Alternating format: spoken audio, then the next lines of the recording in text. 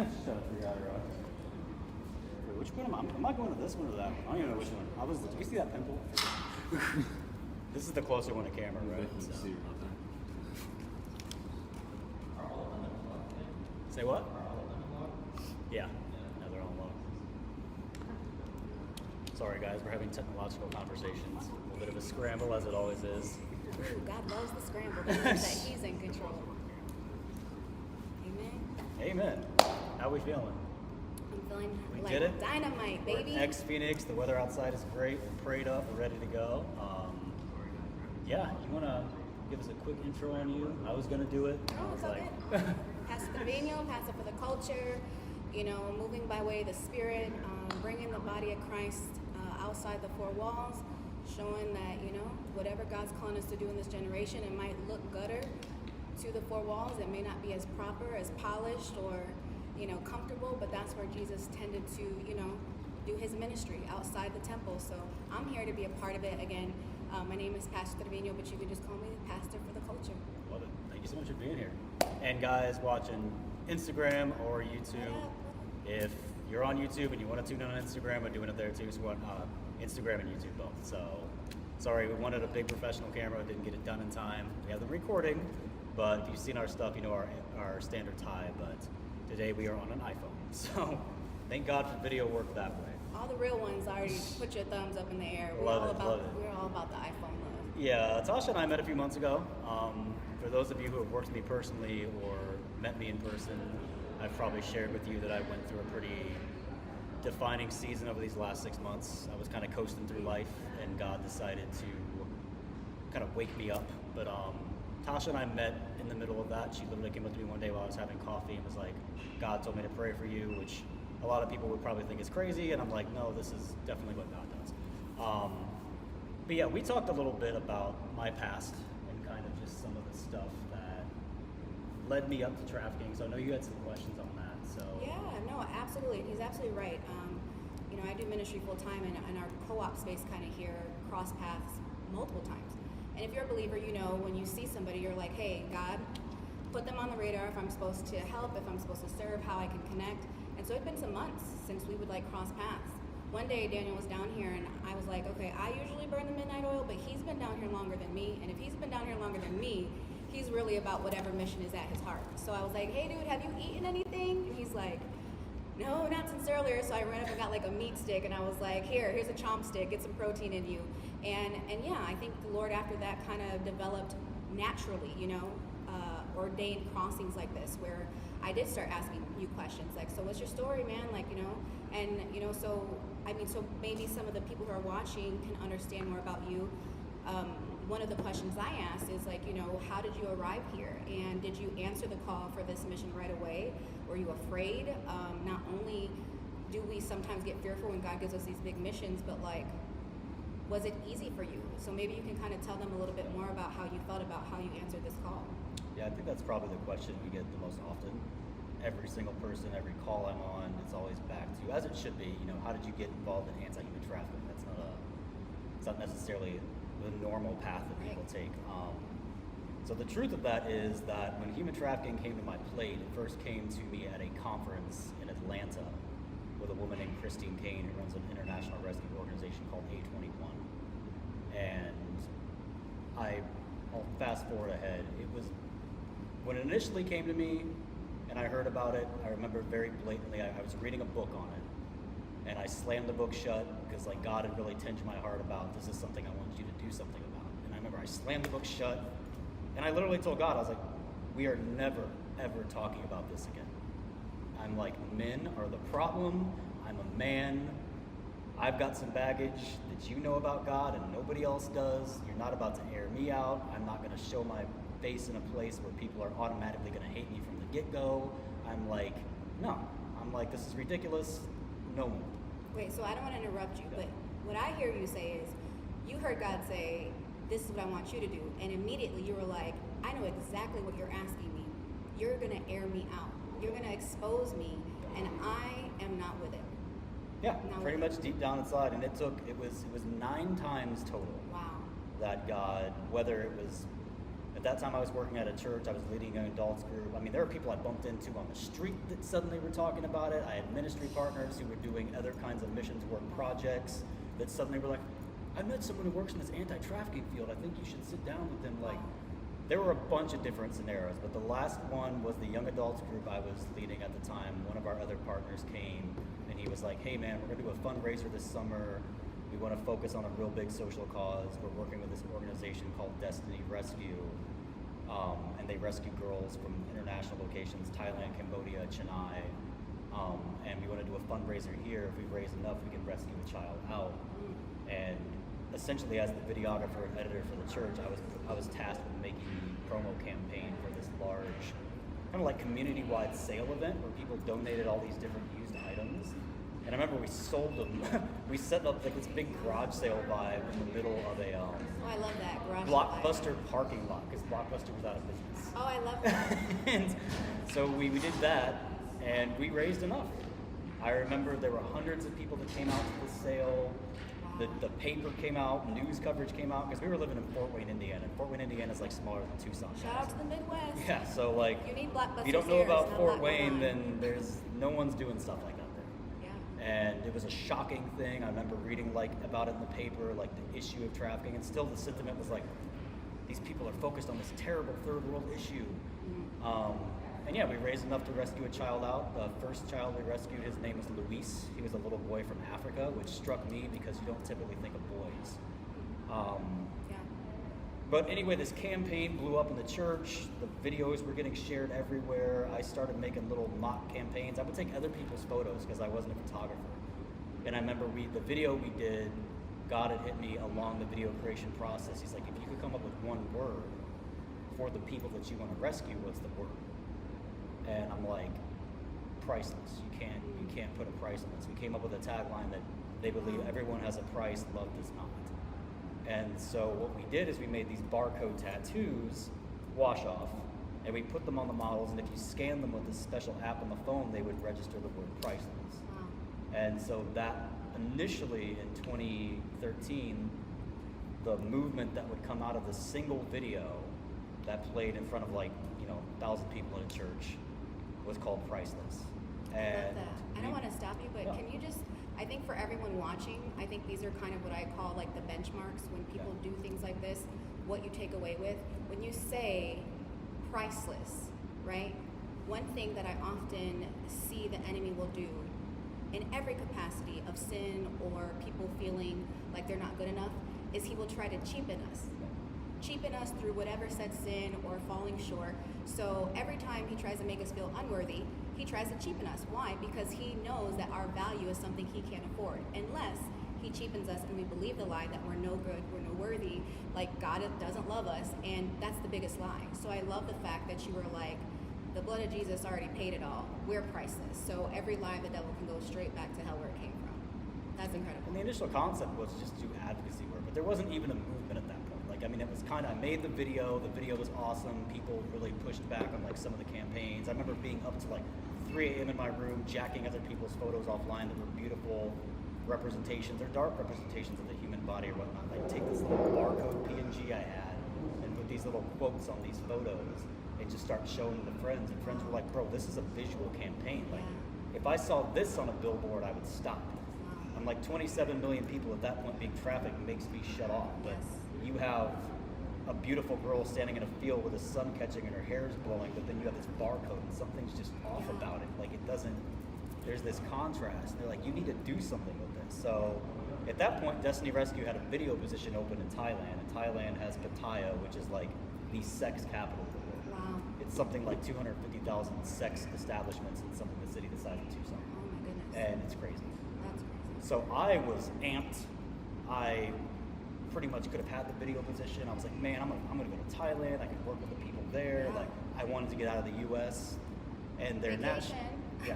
And their national director told me at the time when we were having a conversation that the predominance of men flying over to buy young girls for sex were westernized American males. Yeah. And God dropped this idea, this question in my heart, and that question shifted everything.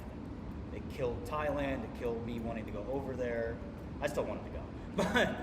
the question was, well, Daniel, how does an 8-year-old boy grow up to be a man that wants to consume that kind of entertainment? Can you ask that one more time? Yeah. Everybody watching, this is not my thing, but the Holy Spirit's kind of taken over. But I feel like this is important for everyone at home to process. Say that one more time, that last question. How does, and the issue of trafficking and knowing that the predominance of men flying over to buy young girls for sex are from this country. God's question to me was, how does an 8-year-old boy, specifically in America, grow up to be an adult male that wants to consume that kind of entertainment? And I was like, dude, I don't know. Like, I'm like, is this like a theoretical question? Like, of course it is. But it struck me, and this is where it started to pry. And God was like, well, I was like, dude, I don't know. God's like, no, I feel like you do know. Yeah. And God's like, I feel like you do know first and foremost because you consume this kind of entertainment. And I'm like, well, no, dude, I've never trafficked anybody. I've never bought a prostitute. He's like, no, but you've spent some time in some strip clubs. He's like, and right now, working at the church, you have a pretty ravaging, destruction porn addiction that you don't talk about. And I was like, no, now. So this is you and God's conversation. I was like, we're not. And I remember there was one time, there was a specific adult star I would watch like regularly. And there was a time that I was gonna pull a video up one night. I remember I was in my room, and God's like, and I slammed the computer shut. I was trying to resist, flee, and God was like, no. He's like, absolutely. He's like, I want you to look her up. And I'm like, what? He's like, but I want you to look up her story. Oh, wow. And I was like, wait, Humanizing her. I was like, wait, what? He's like, yeah. He's like, find out who she is. That's good. And so I put it in, and I found out that she was a little girl from Colombia named Sarah, who was also my birth mother's name. Wow. And that she came here when she was like 13. And she was now 26 doing porn films. Wow. And God was like, so when she came here all those years ago, do you think that her dream and aspiration was to do the line of work that she's doing right now? And I was like, probably not. And that moment just kind of, so I found a really like clean picture of her that I printed off, and I hung it from the rear view in my car for years. And I had men that would grab that photo, and it was like the weirdest Holy Spirit thing, like, who's this girl? Is this your sister? Is this your girlfriend? And like no. And then I would give the story, and they'd be like, brother, before you even told me that, there was something about this photo that just like would convict me deeply. I love that they said, is this your sister? Is there someone? You're like, no, bro. But really, when you look at it with a spiritual lens, what was happening was a transformation in you to be like, this is my sister. This is my faith sister. And that's what the body of Christ is. All of us from our different backgrounds, from all of our sorrows, from getting it out the mud, from shame and guilt, and then we look at each other and we're more familiar through our testimonies and where we started from than the absence of that because of religion or church.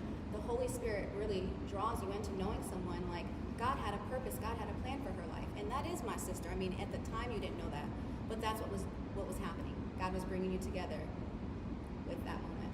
I love that. And it started to be that early on shift of like starting to see it impact men. I think another huge benchmark was that after we had started the campaign, I started to reach out to some people. We started doing some shoots, and things were picking up. We were getting things together. We got our Facebook going. This is before Instagram.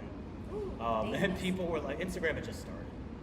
But we did this big fundraiser event that we brought in an international rescue organization from Moldova. Okay. And we raised $13,000 for them, and we got to build them a safe home out of the church donation. That was one of our first conferences we did. That's amazing. So, I mean, I was flying high. This had taken off. We'd done some events. We, rescued, how many girls we rescued out of that. And then also the boy, Luis. And I was feeling good.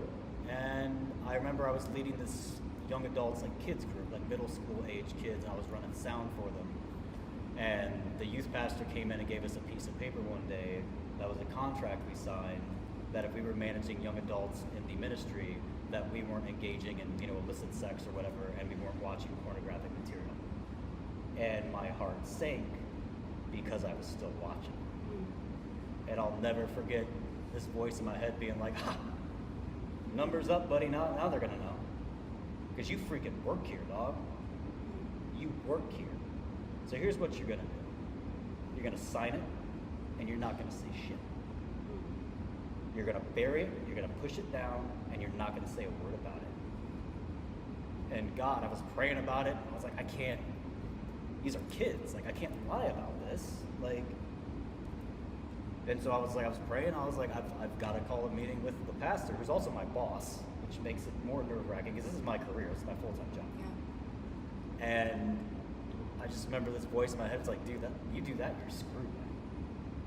You're gonna get fired. You just started this thing. You're helping people, and you're gonna destroy it all for you and destroy it all for them over a stupid piece of paper. Like, dude, just lie. Oh, isn't the enemy such a liar? He's such a hater because Like, no one's gonna know. Go home and never freedom. watch it again, Daniel. He's like, but you have no reason to destroy yourself over some stupid shit. Like, just, and like, what will people think of you? How humiliated and ashamed will people that have put money and time and belief? You won't be able to walk through this church ever again the same. They're gonna hate you. And I said, nope. I'm like, we're calling the meeting. And I'll never forget, it was Martin Luther King Day, 2014, which is prominent now to our work, and I'll explain that later. But I had to go in and sit down with the pastor, and he's a Southern Texan, scary pastor. You know, it's not some meek little guy. And I just air it all out. I just got nervous, and I just spilled it all. Like, hey man, I've been working in your church. I look at this regularly, daily, while I'm doing this other movement. And he just kind of sits there and he has this big old sigh, and he's like, I was like, oh, that's it. I was like, get the coffin out. And he's like, you think I'm mad at you? I'm like, well, dude, I'm fighting human trafficking, and I'm working in your church as your video editor, and I'm leading your middle school ministry, and I just admitted to you I'm addicted to pornography. I assume you're not tickled. And he goes, no. He goes, I absolutely want you in accountability. He goes, but you've been doing this anti-trafficking, this healing work for long enough that I assume you probably know the number of any men in any congregation that struggle with these issues. Absolutely. And I go, yeah, it's like 90%. He goes, okay. You know how many of those men have come in my office and never told me about it? I'm like, no, I don't. And he's like, 0. Yeah, it's powerful. And I'm like, wait. And I can feel the enemy like getting nervous and afraid, because I'm like, I think I see, like, I love foreshadowing. So I'm a cinematographer, right? I'm like, I think I see what's about to happen here. But I'm like, but this can't be happening. Yeah. And he goes, I'm actually not mad at you at all. He goes, this is brave. He goes, and as far as you being in the anti-trafficking, first off, you're not fired. He goes, that's ridiculous. He goes, I do want you in accountability, and you have the men in your life, and we'll sit down and we'll talk with them, and we'll get you in an accountability program so you have support.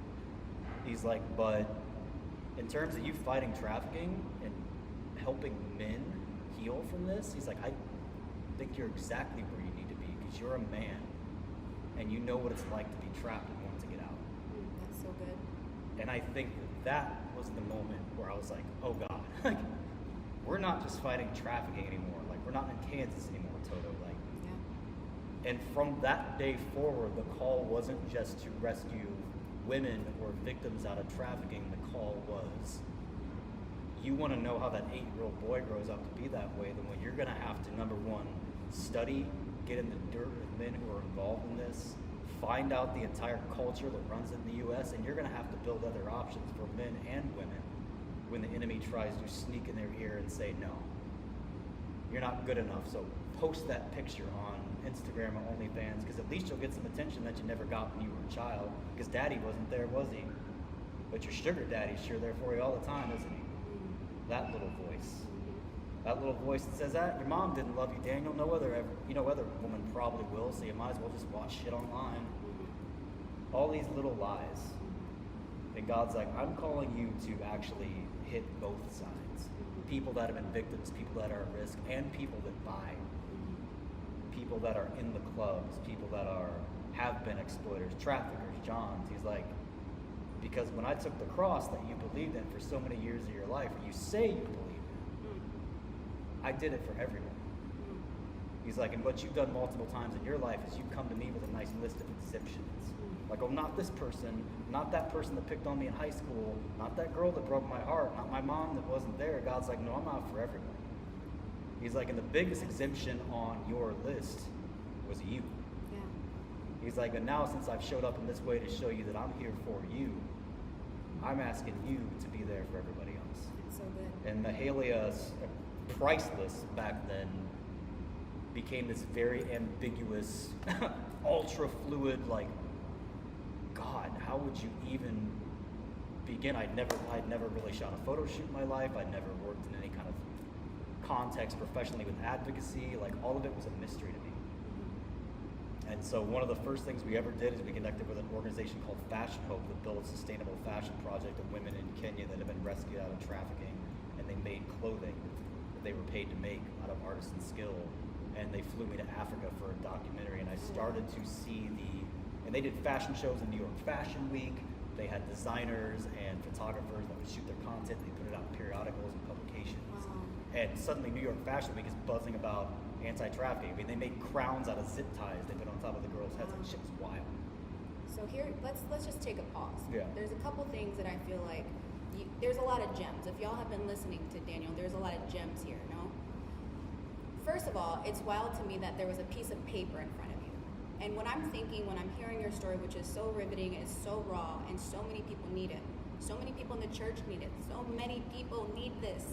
The transparency, pulling back the veil. In Spanish, we have a saying that, like, culturally was kind of like big for the older generation of Latinos. Es que dir a la gente. Your grandparents. Like, que dir a la gente, mija. Ponemos otra vestida. Que dir a la gente. Put on a different dress. That's too short. What are the people going to say? That's what que dir a la gente means. And you'll be like, well, I don't really care what the people mean or think. I like it. But we're programmed for so long in our life to think, what are the people going to say? But in that moment, to me, when you're like, oh man, they want me to sign this, I'm going to be exposed to man. God had already knew exactly who you were. God did not care about your sin, how intolerable it was, how disgusting you felt, how awful you felt as a person. God's like, you're worried about signing this paper, but your name's already written in the book of life, the only paper that matters, and I have already called you my son. You're not an orphan. But because we become so programmed to considering the thought of man, our value is like not priceless in that moment, because there is a price to us, what other people's opinions are of us. And in that moment, you decided, I'm going to lay down my life, which is exactly what Jesus did for us. And it became this domino effect, just from what I'm hearing so far, of you're like, I don't even know how to do this. I don't know how we're going to get here, but here I'm in Africa, now I'm in Fashion Week, they're talking about this. Imagine had the enemy and that whisper in your ear prevailed. But here you are today. We had no plan. There was never a lead canvas. There was never a business That's plan. amazing. It wasn't meant to be a That's business. amazing. Andrew, what time do we have? That's amazing. 2:20? Just making sure we're on time. We'll wrap like 2:35. Okay. Yeah, that was where we were coasting. Again, it always feels like it's benchmarks where like 2:35, 2:40. Where like things are good, and then God's like, oh, you thought you were good, now there's a deeper level. Now there's this deeper layer of the onion that maybe you didn't even know wasn't healed or was damaged, but I'm coming from this. I love it. Because we're doing parts. So he's so, walking you through it. You're yeah. not in it alone. And it's always those parts where I'm like, oh, damn, okay. Like, Isn't so what happened? Go ahead. Isn't it interesting? Can I just share some Yeah, scripture really go for quick, it. what the Holy Spirit had put on my heart? Because I think this is a lot for people to process and to swallow. It's like kind of like you need a little bit of an appetizer to warm you up. But I feel like when you're in it, when you're doing what God's called you to do, you don't get a chance to like warm up to it once you say yes. I saw a meme the other day on Instagram that was like, Jesus told me to grab his hand, and so I did, and we done took off and haven't stopped for water or nothing, and here we are in March. That's how you it goes. really kind of are like, I have no way, I have no plan, but God has this great vision for our life, and the Bible says, before you in your mother's womb, I knew you and called you a prophet to the nations. And this might be not common territory, but I do think quite literally God has petitioned and called you for a time such as this, and your work. And many of the men who are going to watch this or are watching it live right now are getting a permission to say, okay, maybe I'll look inward. Maybe I'll just take a peek, because so many times we don't want to pull back that veil because what will I see? And so I was writing notes about what God wanted me to share today as far as the faith perspective. And he brought up David when he said, David said, search my heart, Lord. That's the pulling back the veil. Look at Do I have to be okay with myself in this season? Before you had to worry about the crowd, you had to be okay with Daniel. Search my heart, Lord. I don't want to take this veil off, but I gotta see it because I understand you're gonna bring me to this anyway, and I'm too little to wrestle with you, so I guess I'll do it. And a lot of times people think of the heart and they think of like the organ, they think of like our heart. When in Hebrew, the word is not what we think of it. It means the bed of our passions. The bed of our passion. What's the passion that I have in my heart? And so your passion was always this. Your passion was never to hide and be the 8-year-old boy who wanted to stay in bondage. Just as these women are being brought to refuge, God at the same time was bringing the 8-year-old to refuge, to say to everybody who's been stuck there and in captivity, there is a key for your freedom, and that's going to set everyone else free. And so one of the things that I love about Jonathan and his armor bearer, I don't know, some of you may not be like a theologian or a nerd like me, but I love Jonathan and his armor bearer because he's such a thug. I don't know if I'm the only thug here today, well, besides Daniel, but I'm a thug for the kingdom. So I love how Jonathan and the armor bearer, their story is they're encamped, they're between a rock and a hard place essentially. They can't escape. They're kind of hiding because the Philistines' camp is like above them, and it's like if they come out of hiding, they're done. They're cooked. And so I'm just going to read this scripture really quick if I can. You can do what you want with this, but I just felt like this was super powerful. So essentially it says, Jonathan said to his younger armor bearer, "Come, let's go over to the outposts to those uncircumcised men. Perhaps the Lord will act on our behalf." In Hebrew, it means work. So perhaps the Lord will work on our behalf, similarly to what you're doing. Perhaps he'll figure out a way to figure out this project, right? Then it says, "Nothing can hinder the Lord from saving, whether by many or by few." The armor bearer says to him, "Do all that you have in mind." Basically, he was like, "Say less, fam, we out there. They're about to get all this smoke." He didn't hesitate.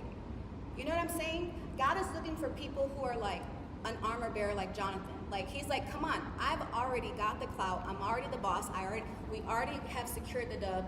Just come with me. So he says, whatever you have in mind, I'm coming with you. I'm going to do it. He says, go ahead. I am with you, heart and soul. That's the bed of his passion. This victory I care about. So if we fast forward, it says, they say, Jonathan said, "Come, and then we will cross over to them. We'll let them see us." So the enemy is encamped on a higher ground. They're between a rock and a hard place. Only 2 of them go. They didn't tell the rest of the army. And he says, we'll go over, we'll cross over and let them see us. I think that's so interesting for what we're talking about today. Because the enemy's here and he's got an advantage over me. But I have to walk out away from my comfort, away from everyone else who can keep me safe, and on my own with this one person who believes in me, I have to let them see me. I have to expose myself. And he says, if they say to us, "Wait until we come to you," we'll stay where we are and we won't go up to them. But if they say, "Come up to us," we'll climb up, because then that will be our sign that the Lord has given them into our hands. So they say then, it says, so both of them show themselves to the Philistines' outpost. "Look," said the Philistines. So we'll say this is Satan in this example. "The Hebrews are crawling out of the holes they were hiding in." And isn't that like Satan? You muster a little bit of courage to say, okay, I'm gonna show up to this thing. And then the enemy wants to mock you. You can't do this. Who do you think you are? They're all gonna laugh at you. Carrie, do you guys remember Carrie back in the day? They're all gonna laugh at you. So you're like, oh shoot, I put my toe in, but maybe I should step out. So they climb up. It's obviously a hike up. This is what the scripture says in verse 15, 1 Samuel 14:15. It says, "Then panic struck the whole army, those in the camp and field, and those in the outposts and raiding parties, and the ground shook." It was panic sent by God, because it says, Jonathan and his armor bearer, it says they basically took out 20 men by themselves, and then God did the rest by causing the ground to shake and causing confusion, so they started to stab each other. They took themselves out. They canceled themselves out. Sometimes God just needs us to say, wherever you're telling me to go, God, I'm going to be with you. And he will do exactly what he's done in your life. Showing up. You don't know the plan. You don't know how you're going to climb up. We didn't bring climbing equipment, Lord. How are we going to climb up to them? That's questions I ask when I read the Bible. How'd they climb up? They didn't have a harness. They didn't have a rope. What if they fell? They might have died. You know what I mean? These are practical things, but in the spirit, God supernaturally had the plan. And so I love that part of your story, is that just like these guys, the enemy was waiting. Oh, you're crawling out of your hole? That's crawling out of shame. You're calling out a hiding, Daniel? You think you're going to help some people? Who do you think you are? And little does the enemy know, as soon as you have that bravery moment, it then goes on to say that everybody who was on the Philistine side saw what Jonathan and the armor bearer did, and they were so moved by their valiancy that they jumped sides and they gathered with them to be a part of their army. So the same people that were initially against them saw God move in their life and was like, we're on their team now. Big bank, take little bank. We don't want them problems of the God of Shadrach, Meshach, and Abednego. Amen. So I just encourage everybody to hear this man's story. As believers, we shut down, we go inward, or we cancel culture, everyone. When Jesus came to set the captives free, no, we don't have to be okay with this. We don't have to like it. We don't have to be like comfortable with trafficking and like, no, it's evil, it's wicked. That's not what God intended for us. Even in the Bible, I was reading Esther when Queen Vashti told King Xerxes no. All she did was say no. He said, come here. And she said no. She was probably tired. She might have been in her luteal phase. I don't know. But she was like, I'm not coming. And he was like, okay, guess what we're going to do? New edict, new law. We're going to put you in your place. And then we're going to call 20 other virgins to come over here. And we're going to use them as like possible new queens. And you're out. She said no. And he was like, go send for some new virgins. Somebody who's not going to tell me no. So then here comes Esther, who was favored by the king. And guess what she ended up saying? Eventually, no, in a really big way, because she came to free her people and God positioned her there, which is what I think in this sense of trafficking and women, we have to stand up and say, even in the Bible, there's instances of women being put in positions of subservience and being put in laws to say, you can't say no. But here we are, 4,000 years later, 2,000 post-Jesus, and there is a Daniel who's saying, okay, yes, I'll answer your call. Yes, we're going to put some light on trafficking. We're going to expose the hearts of men. We're going to help heal men.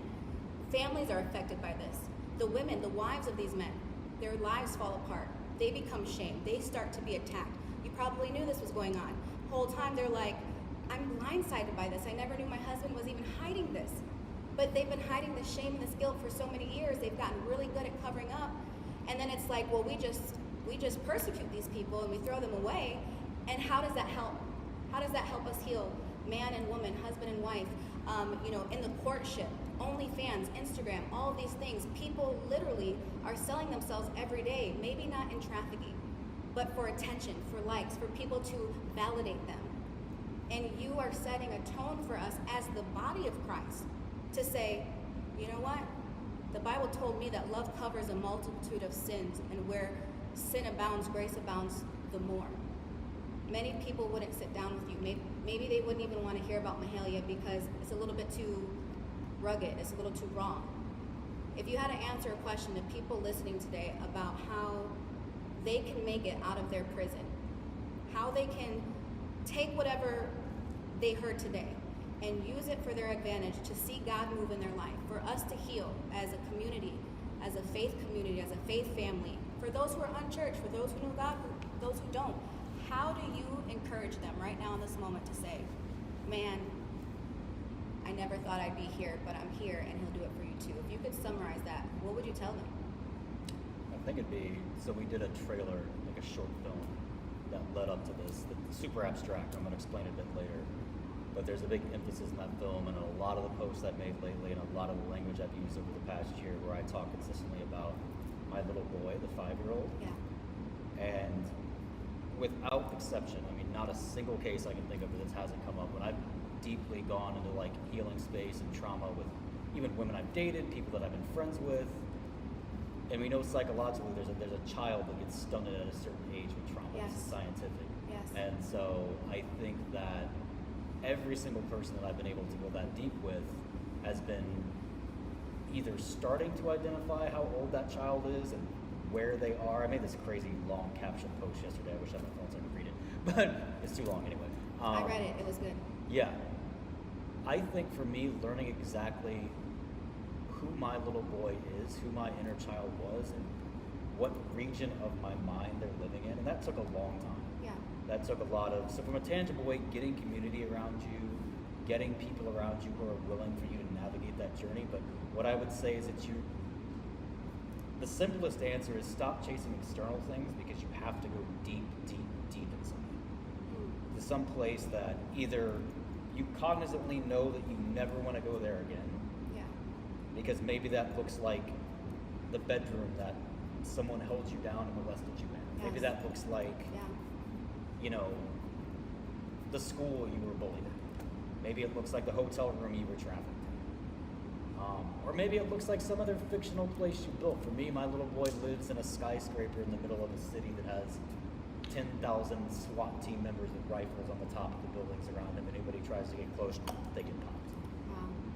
Because the older version of me built that kingdom around him. Like, dude, no one's ever hurt you again. And I will take anybody out. It's not a problem. So what you're painting a picture of is trauma, which the enemy will introduce trauma into our childhood through molestation, through physical abuse, emotional abuse. Those all stem from rejection, abandonment. These are old spirits. It's Ahab, it's Jezebel. It makes you lose your identity in Christ, because I have to be the one who's safe in this tower with SWAT, instead of Jesus is my refuge and he's got me. He's got me safe. And I think that when you said that, like gave me a mental picture of how many of us probably had these little kingdoms that we established. Whether you put up walls or, you know, you did certain things to keep bad people out. And then inwardly, if you don't have community, if you don't do that, we can become bad people, because hurt people hurt people. Because I don't know who I am in Christ, so I'm doing the same thing that was done to me. And we hate trafficking. We hate this. This is, you know, anybody who is being exploited for sex acts and all these things, that is not okay. That is not what God intended. And we have to stand up to it and say, personally, in your life, this is how I'm personally going to stand up to this. I wasn't aware of it, but for me, this is what I'm going to do. And then once we can all establish, yes, we're all not in agreement with this, this is not good, then we can look at the human being. Because what I heard you say was intimacy. I had to look inward at the little boy and help rescue him. And so it's funny that the enemy wants to use sex to exploit and pervert something that was beautiful, that was supposed to be between man and woman, God bringing them together to procreate, to make more of God's kingdom, right? And then he perverts sex, makes it something you can put a price on, and then people are having sex with multiple people and all these ungodly soul ties are happening, and nobody sees the person they're even sleeping with. Not to be too graphic, but I've heard women who come into my office and I counsel them. I counsel marriages, and they're like, my husband doesn't look at me when we are intimate. It's just turn around, or it's this or that. You're not even looking at your partner to have intimacy, the most sacred act between a man and a woman. But yet we'll lay down in bed with someone, but we can't ask them to be put on our kids' emergency contact list at school, or we can't ask them for help with a flat tire. We are giving the most sacred place and the most sacred piece of us away to people if the dollar sign is right. And I'm not talking about the trafficking at this point. This is, well, what kind of job does he have? Well, what value does she bring to the table? I'm always hearing this in podcasts. Well, are you a high value man? Are you a high value woman? What do you bring to the table? Imagine that we allowed intimacy before sex, and we saw into each other's soul, and you were able to see the 8-year-old and the 12-year-old, and you actually are able to strip because you're so confident who Christ called you to be, and now you're not an orphan. You're an heir to the throne room of the kingdom of God. I know my worth, so I see you, Daniel. That's why I'm going to do this live with you, because I've been watching you and I've been seeing you, and just as much as I've been working, I've been seeing you working. So if you can work for people right now that are listening that can do nothing for you, that can do nothing for me, we're not getting paid to do this, but we're sitting here to say, I know what it feels like to not be seen, to be used. And I think a lot of you probably do too. But would you get next to somebody and say, hey brother, I got your back. I see into you. I see the 8-year-old boy. I remember what it feels like to be bullied. I remember what it feels like to be forgotten. I remember what it feels like to be emotionally abused and physically abused. I know. So I see you. So I'll help carry that torch. If we would look into each other and see those spaces, it's a lot harder to cancel each other. No, we don't condone it. No, we don't. I don't want you being stuck in pornography, because I know that God has greater for you as a son of the Most High. But if I understand that's your plight, I empathize with you. I understand how that could be a bondage for you. Let me help you. The Bible says we're supposed to help each other as brethren. carry that burden. And if we would talk about the love and we would help empower instead of trying to cover people. I said this the other day. Satan will expose you to exploit you.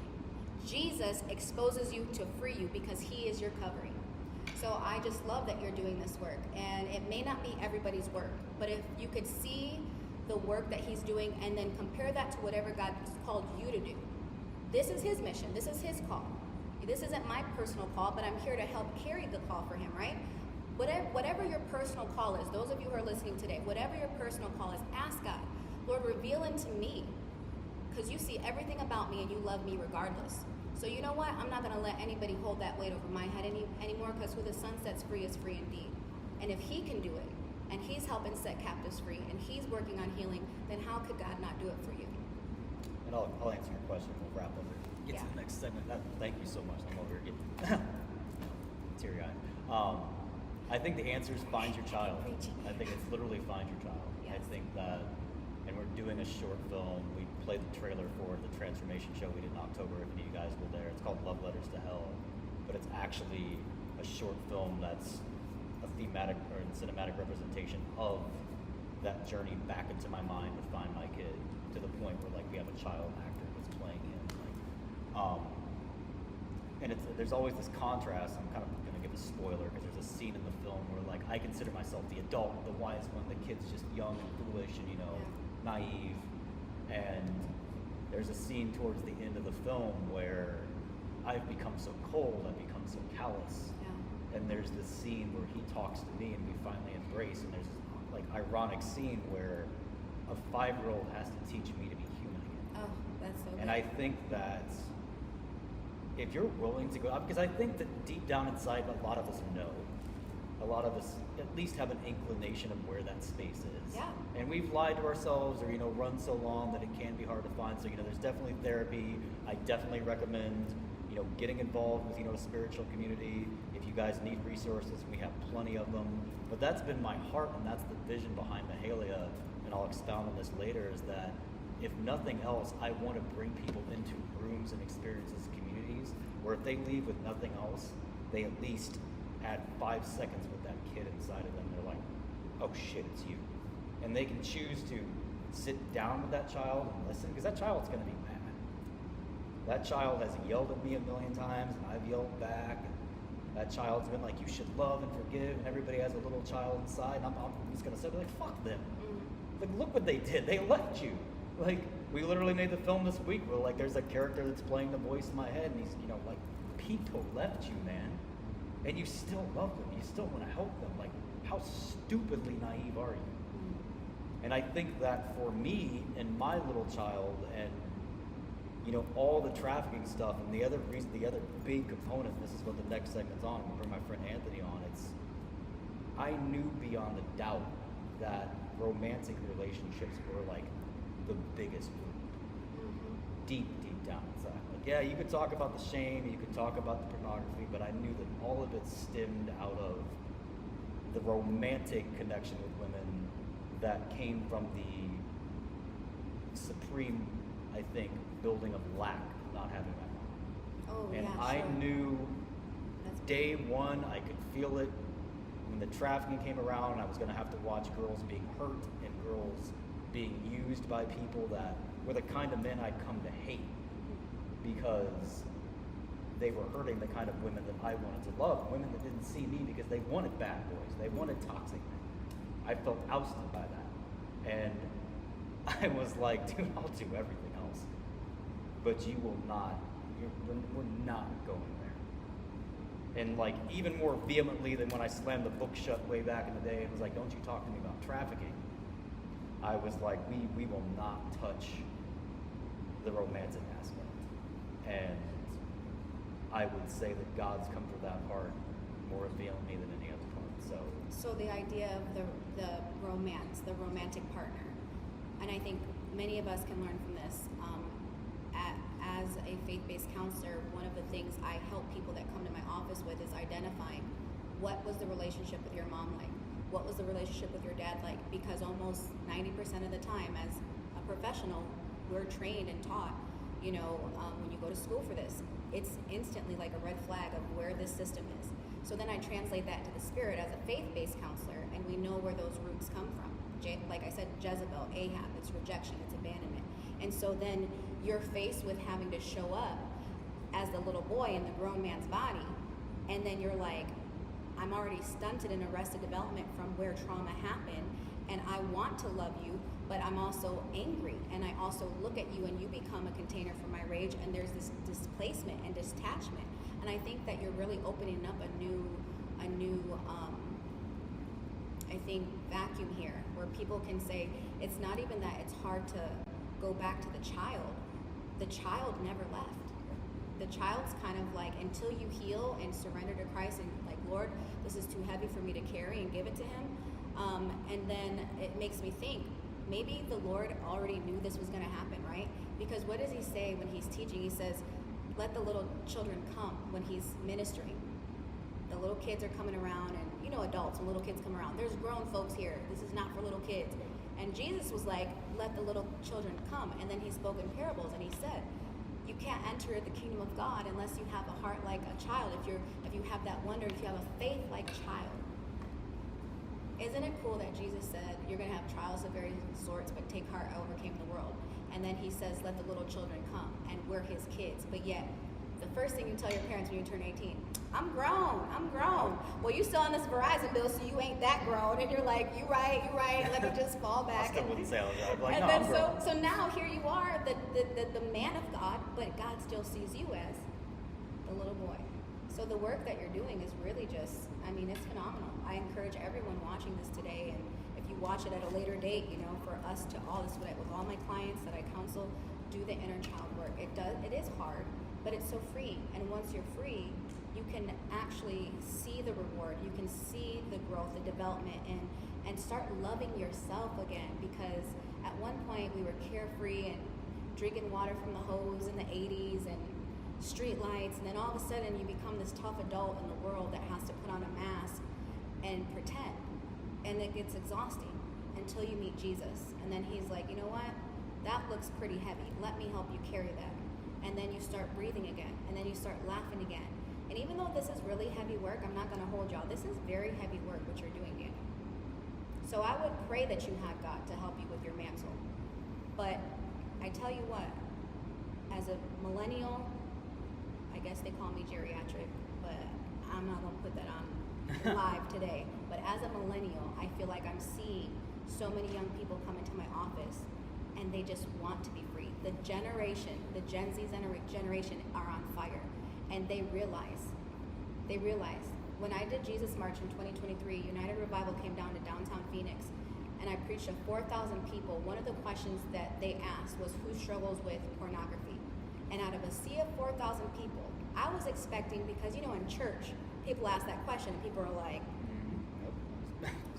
when I tell you, when we were outside and there was a sea of 4,000 people, and they said, who's struggling with pornography addiction? And I'm on stage waiting to start praying and laying hands and praying on folks. Everybody, when I'm not exaggerating, when I say everybody's hand went up at the same time without hesitation, there was no coercion of, oh, come on, you guys, I know somebody might be. Everybody raised their hand, and at that moment, it was clear. God showed me. He said, get ready, girl, because there is a sea of people who know what deliverance feels like because they know my love, and they're ready to give it all away. They don't want these bags anymore. People are ready, and people want to know that they can be following in footsteps of someone who can say, hey, my little kid's telling your little kid, come on, the street lights. It's time to get in the house. It's time to get home. And God is that refuge, and he is that home. Thank you so much for being on. Super encouraging. I feel on fire. Y'all should be encouraged. That was like the easy segment. Yeah, now I'm give getting God nasty. baggage. He's got us. He's got our back. He just wants us in the house. Appreciate you. We're going to take a little, well, we're not going to take a break, but we're going to swap real fast. I'll bring my friend Anthony on. I'll grab the mic from you. Cool. Thank you so much for being here. Yeah, for sure. Make sure you guys follow her. At Pastor for the Culture. It's Pastor for like the number, the culture on TikTok. Amazing. Thank you so much, man. I appreciate it. Can I do a picture? Yeah, take it for Can you take it for me? Sorry. This is a big deal working with him. I love it. I know I see him during the week, but this is not Daniel that I see working. This is Daniel like in professional mode. All right. Try to look more presentable.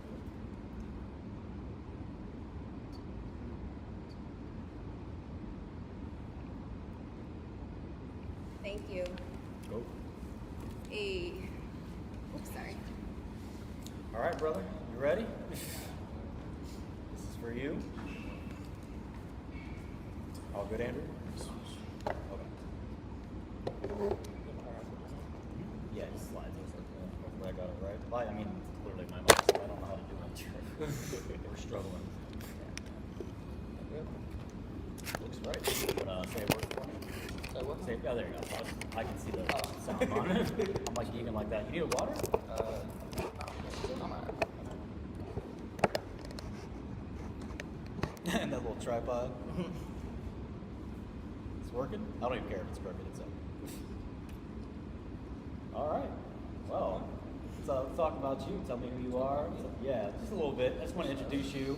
I know you got this is Anthony. We met a few months ago at a transformation show, actually. Great So, show. yeah. Actually, I was invited to be on there and go around interviewing people at the event. It was a beautiful event. It was live music. There was, short films playing. But I was approached because I do YouTube content. I do street interviews, IRL vlog footage, and stuff like that. I just recently started a new series where I just pick up random people and talk to them about relationships. Been at it for since 2015 now. You know what I mean? Just kind of working in that space, and it's been awesome. It's been awesome. Yep. Yeah, so I was like, that's why. So I brought him on specifically to kind of grill me about dating and relationships, because it might seem like this is an excursion from the trafficking talk. As I mentioned just a little bit with Tasha, it's definitely something that probably was the deepest wound.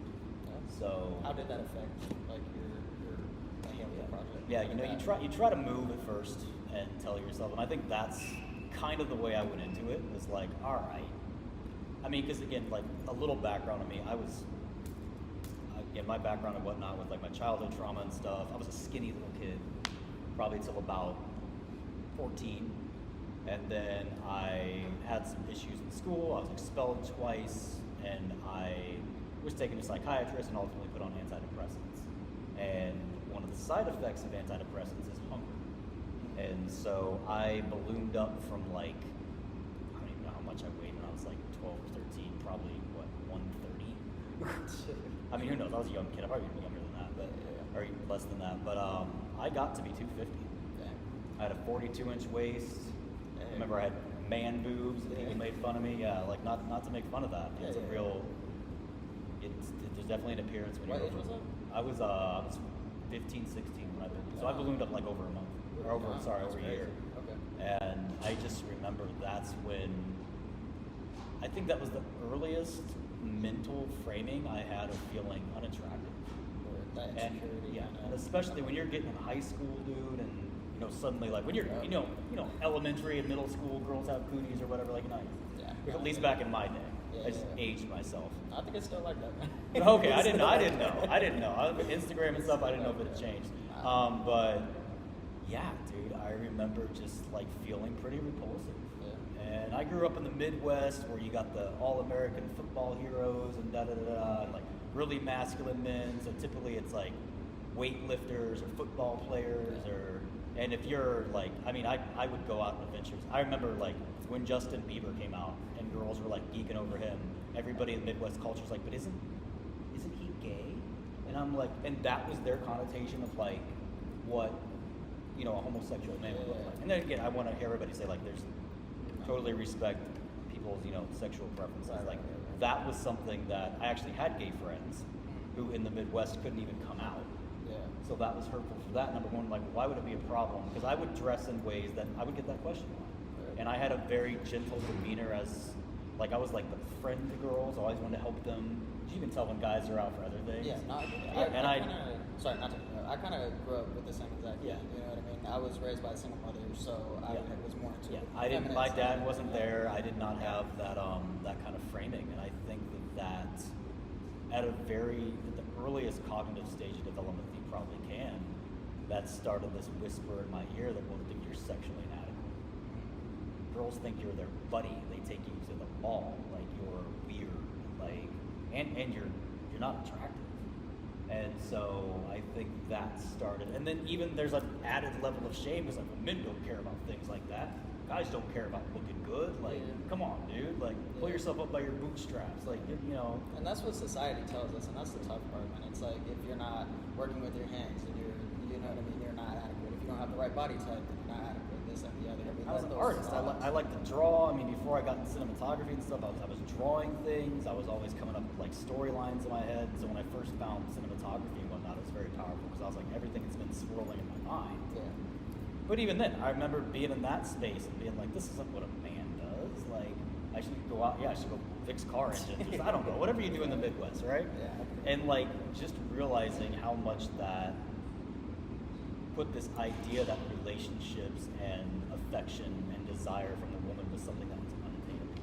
And that then when Mahalia came, or Priceless started, and photo shoots got dropped on the table, and suddenly, as we built interest and engaged people, there were models, which is a scary word for some. I mean, it's a scary word for a lot of people. Sure. Just we know y'all are scary. Yeah. You're not really. But no, I mean, it was a very intimidating thing, and there was that whole other side of like, okay, there's all these emotions tied around women. There's all this baggage around, you know, being picked on by certain people. And like, I don't foresee how I can handle this. Like, this is something that's going to really tear open some parts of me that I don't want to talk about. Right. And just like I talked about with Tasha, God was like, yeah, that's why. But one consistent thing was she talked about seeing the child. I think that was the earliest healing I ever had. Because, I mean, dude, girls were mean to me in school. And it was hard for me to wrap my mind around now looking at them through a different lens and being like, but you are the women who are at risk for these immensely predatory and terrible things to happen. Now I want to help you. Yeah, I want to protect you. I want to protect you when you've been mean to me. And then the men, the kind of men that were hurting them, were the buyers.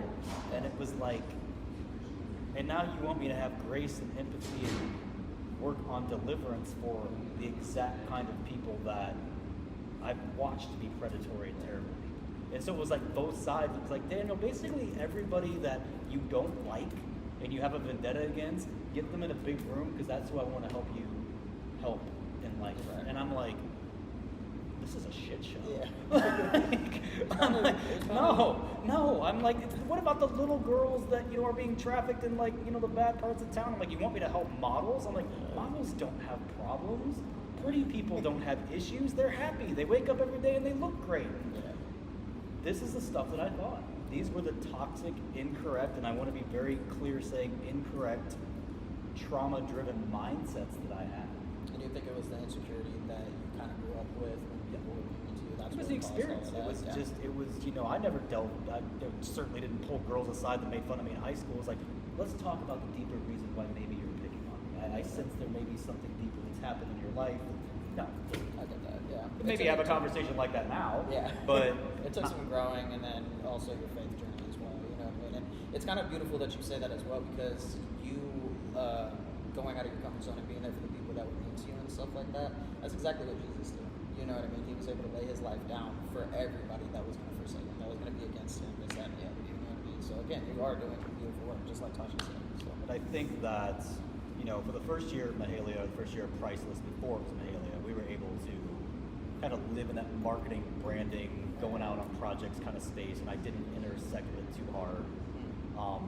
There was a young lady, and I want to be careful to protect her identity, that I met in 2015, and when we connected, she was an anti-trafficking advocacy specialist on the East Coast, and I was doing my thing in Indiana, and we came together to work on a bunch of projects, and I remember there was an instant connection. And I'm going to say connection because it took a few weeks after us working together, and again, we were cities apart. She had to get on a Zoom call and very, very blatantly explain to me, like in childlike terms, that she wanted to work with me and she was interested in me, but she didn't want to blur lines because of work. Okay. And I remember so blatantly being on the phone call, and I'd be like, she's like, well, I like you, Daniel. I was like, oh, what do you mean you like me? She's like, I like you. And I'm like, okay, so like you think I'm a cool person, or like you're admiring the work that I do? Or she's like, what what are you not? And you what, were thinking that because it was so foreign. to yeah, you yeah. growing She's up, like, what are yeah. you not tracking with that I'm saying? I'm like, I don't understand. She's like, Daniel, I'm attracted to you in a physical sense. Like, I think you're cute. And I was like, Oh. I stop and I go, God, that's weird. Yeah. And I'll just never ever forget that Zoom call.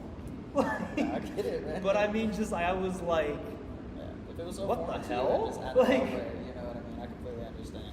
Do But- you think? yeah, but Sorry. So that was like the first time that's kind of ever really happened to you. that like, turned throughout into your a life? whole situationship Yeah. over a year and a half that became a situation where God was like, okay, this actually is the core. All the other things are symptoms of the fact that you felt unlovable by women. He's like, and this is the core. before there was ever a skyscraper you built around your child, there was a conversation when you saw that pain happen. Yeah. Everything about why your defense systems exist is because of this issue. Yeah. And God's like, you better like freaking believe I'm coming for you. Yeah. And so it was a year and a half of me and this girl like working together and blurring lines and things getting messy, and we never dated. But I think we both know as males, you don't always have to date to have all the emotions involved Oh, that 100%. come. I would say like male and female. Yeah, no, that's fair. I would, I think it goes both ways. I think there's stages to actually dating and growing an attraction to somebody. You know what I mean? Obviously, it's that first connection. That's the discovery. You know what I mean? Then goes communication. You start talking to this person, seeing the red flags, green flags. You know what I mean? Then the next step would be consulting with like friends, family, or God. You know what I mean? I think that's a part that a lot of people skip over. You know what I mean? I feel like people that truly tell you love you and care about you and want what's best for you will be able to consult you and tell you like, hey, maybe this isn't it. Maybe you're not ready for this relationship, this, that, and the other. You know what I mean? After that, then you can start getting comfortable. That's when you start getting vulnerable. When somebody is able to handle you when you're being vulnerable, you learn a lot about them. You know what I mean? The main goal is to be with somebody for the rest of your life, and if they can't handle you when you're being vulnerable, how's that going to work out? You know what I mean? And then after that, you got commitment, and then eventually, you know, destiny.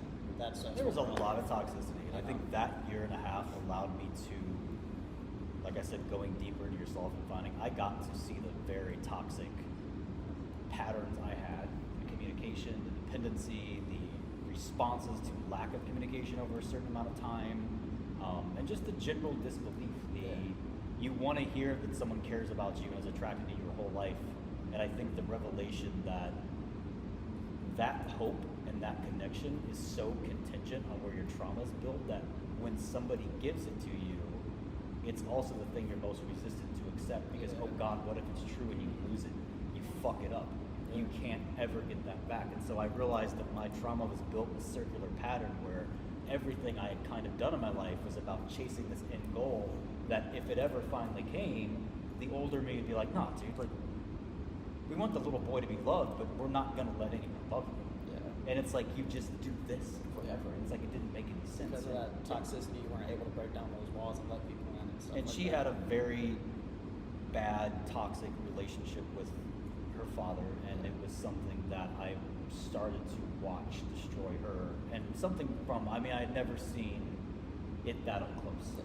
You know, I had the other side. I didn't have a father. Right. And my birth parents weren't really involved.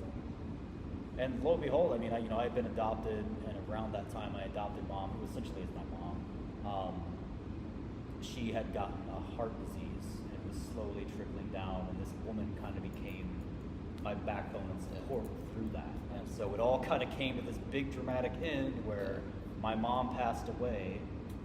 Her and I are working on this me and this girl are working on this very heavy human trafficking work that makes you get vulnerable with each other instantly. Right. And we had a terrible falling out, and I will never forget standing in a rainy street on an East Coast city and her just getting in her car and driving away and never talking to me again. And I felt this is 2 weeks after my mother had passed. Yeah, it's a lot. And I just remember this voice in my head just saying, it's happening again, Daniel, it always happens to you. And I was in this place, and that was the first I had ever encountered true thoughts of taking my life. True thoughts of believing, like, no matter how much I try, because I mean, I didn't do it right because I had so many things attached to me, but it was the first person in my life that I had tried to love and get better for as best as I knew how, navigating that season.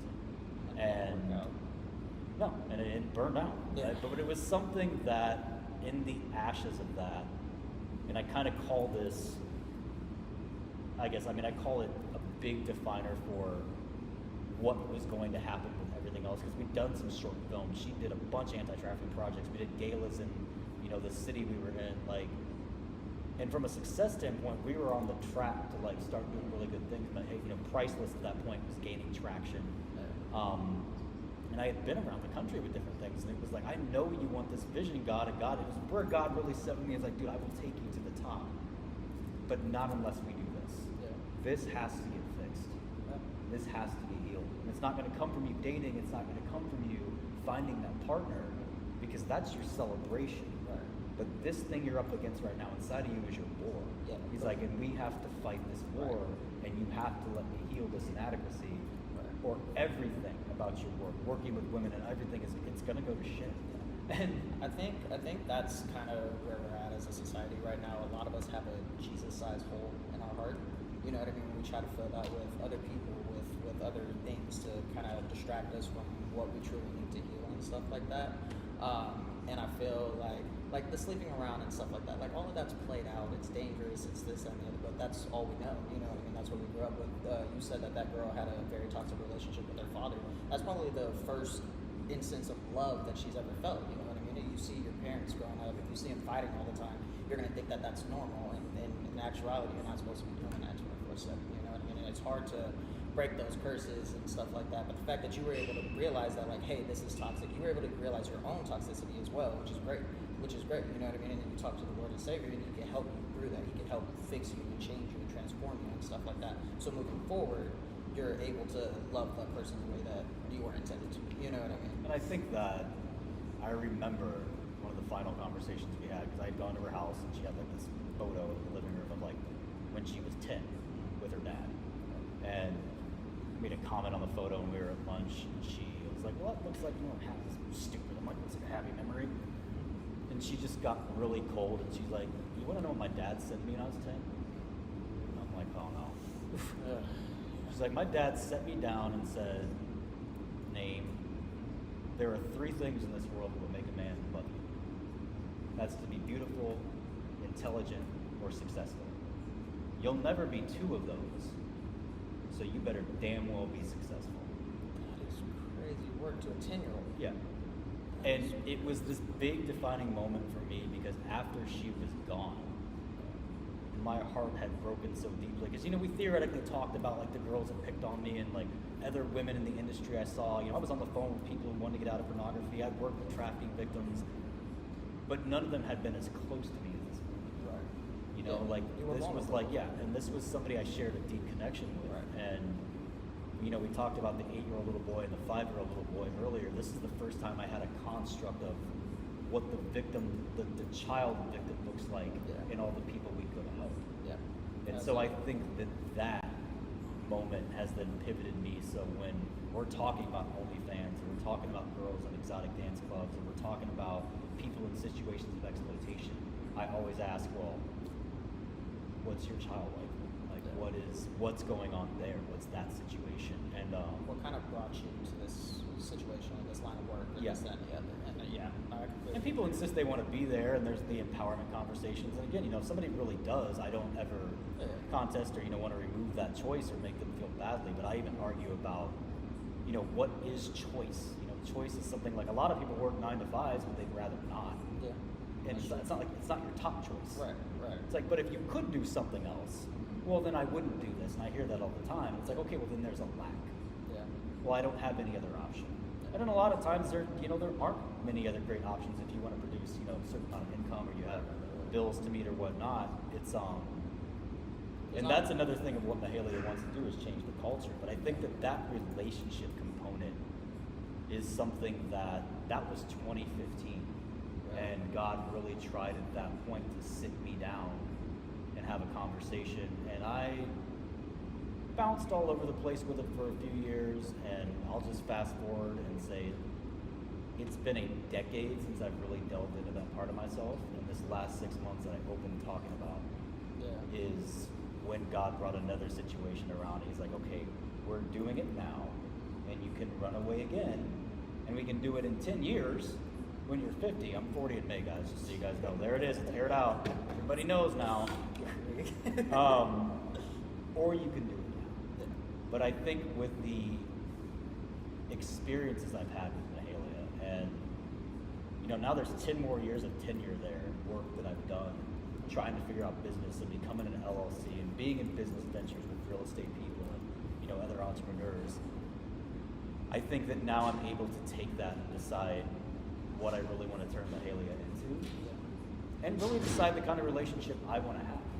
Yeah. I mean, because 10 years ago, it was glamorous to be with that really, attractive girl that has that cool account on Instagram. Right. Like, Yeah. I think I've come to a place now where it's like, I want to be very careful when I say this, but as a man that's pursuing fidelity and serious relationships, and as a man who's been in relationships where I've been unfaithful and I know the temptations, I've dated people that have also been unfaithful, and competition and how social life is, like, dude, if she got an OnlyFans, I ain't talking to her. Yeah. Like, it's just, no, it's just not, it's not for me. And I know a lot of guys who echo the same sentiment. The same way that a woman wouldn't want to date a man who's out at the clubs every weekend just chasing girls. Like, it's the same standard. Like, the sucky part about like society in this world or whatever is there's also people that will bash you for that statement. Like, say like, hey, you're just insecure. Hey, you're in the wrong. This and the other. At the end of the day, it's preference. You don't prefer your significant other to be in that line of work. You know what I mean? And if it's your relationship, it's not everybody else's. And I think that's another thing that kind of fails relationships nowadays is we always go to compare. You know what I mean? The media has done so much damage in that field because I feel like we see something cute on TikTok and it's like, oh, why didn't you do this for me? Or why didn't you know what I mean? We're comparing to other relationships, but those people don't think the same way we do. They don't feel the same way we do. It's not their relationship. You know what I mean? But again, it just adds to that insecurity or like the feelings of like, oh, I can't find somebody that I truly want to be with and stuff like that. You know what I mean? And it's tough. It's a tough situation. I think especially, and I'm just going to call myself out, like, the same thing with like porn addiction and whatnot. Like, if I was, externally out, I would hope that a mature woman, knowing herself, loving herself, defined, would be able to look at me with a porn addiction and say, that's a man who hasn't fully come to know or love himself. Yeah. And I'm going to make this statement, and I make it in a way where I want to say that I'm respecting everybody and my heart is for them. If you're on a platform like that, distributing content like that, my personal belief is that you don't fully know yourself, that you haven't fully healed from certain gaps and traumas. And I truly believe that for the most part, if you have, there would not be that need to have that attention, tolerate the very graphic exchanges that I know go on the platform. I've been on it. Yeah. I think we all have, and I think it's not about even like I'm judging you. I'm certainly not going to use any of the words that a lot of women have unfortunately probably had to hear, because let me speak very blatantly, you're none of those things. Right. Having a platform like that doesn't make you any of the names that someone might call you. Yeah. There's honestly no choice that makes you those names. So let's just air that out right now. No, I personally don't believe there's a single woman in the world that's a slut. That's not the way that I view women. I believe there are hurting women. Yes. And those women need love, and they need support, and they need to see the innate value that's already fundamentally there, whether they make $20K a month from OnlyFans or they work at McDonald's in a stained t-shirt and they drive a Honda. Yeah. It doesn't matter. I agree. Some of the most beautiful women I respect are not doing well financially, but they're some of the most beautiful single moms, wives, sisters. Yeah. And that to me is wholeness. And that to me is respect. And so when I see these platforms and it screams, look at me, and it screams, oh, I want your attention or I want your money, it just breaks my heart, because all that it says to me and the vast experience that I've had is lack. And it really says to me, hey, I'm hurting, and I don't know what to do. Yeah. And that's one reason that we built Mahalia in these kind of paradigms and fashion shows, is I hope to encounter people that know that, like, there's no judgment. No. It's not from a place of unlove. Like, we've got love for you before we even show up, and that's why we want to be in these spaces with you. Like, we hope that you come. So I hope that nobody hears this conversation. It's like, oh, that's it. I was following Mahalia today, but I hear that they don't like OnlyFans because of da-da-da. Like, let me be clear. I don't like what OnlyFans does to the worth paradigm of women. Yeah. But the women on OnlyFans, I have nothing but love for you, respect for you as a human being. It's separating the company from the people that are using the website and stuff like that. And I think it really sucks that a lot of people will never like hear this and be able to think like, oh, there are ways out, or oh, like the people that do judge these people. It's like they're human as well. You know what I mean? We're all saved by the grace of God. Like we're all sinners. Nobody is better than one another. You know what I mean? But everybody in this world is so quick to judge and you know, point the finger and say, hey, you're going to hell. You're this, that, and the other. You know what I mean? And that's just wrong.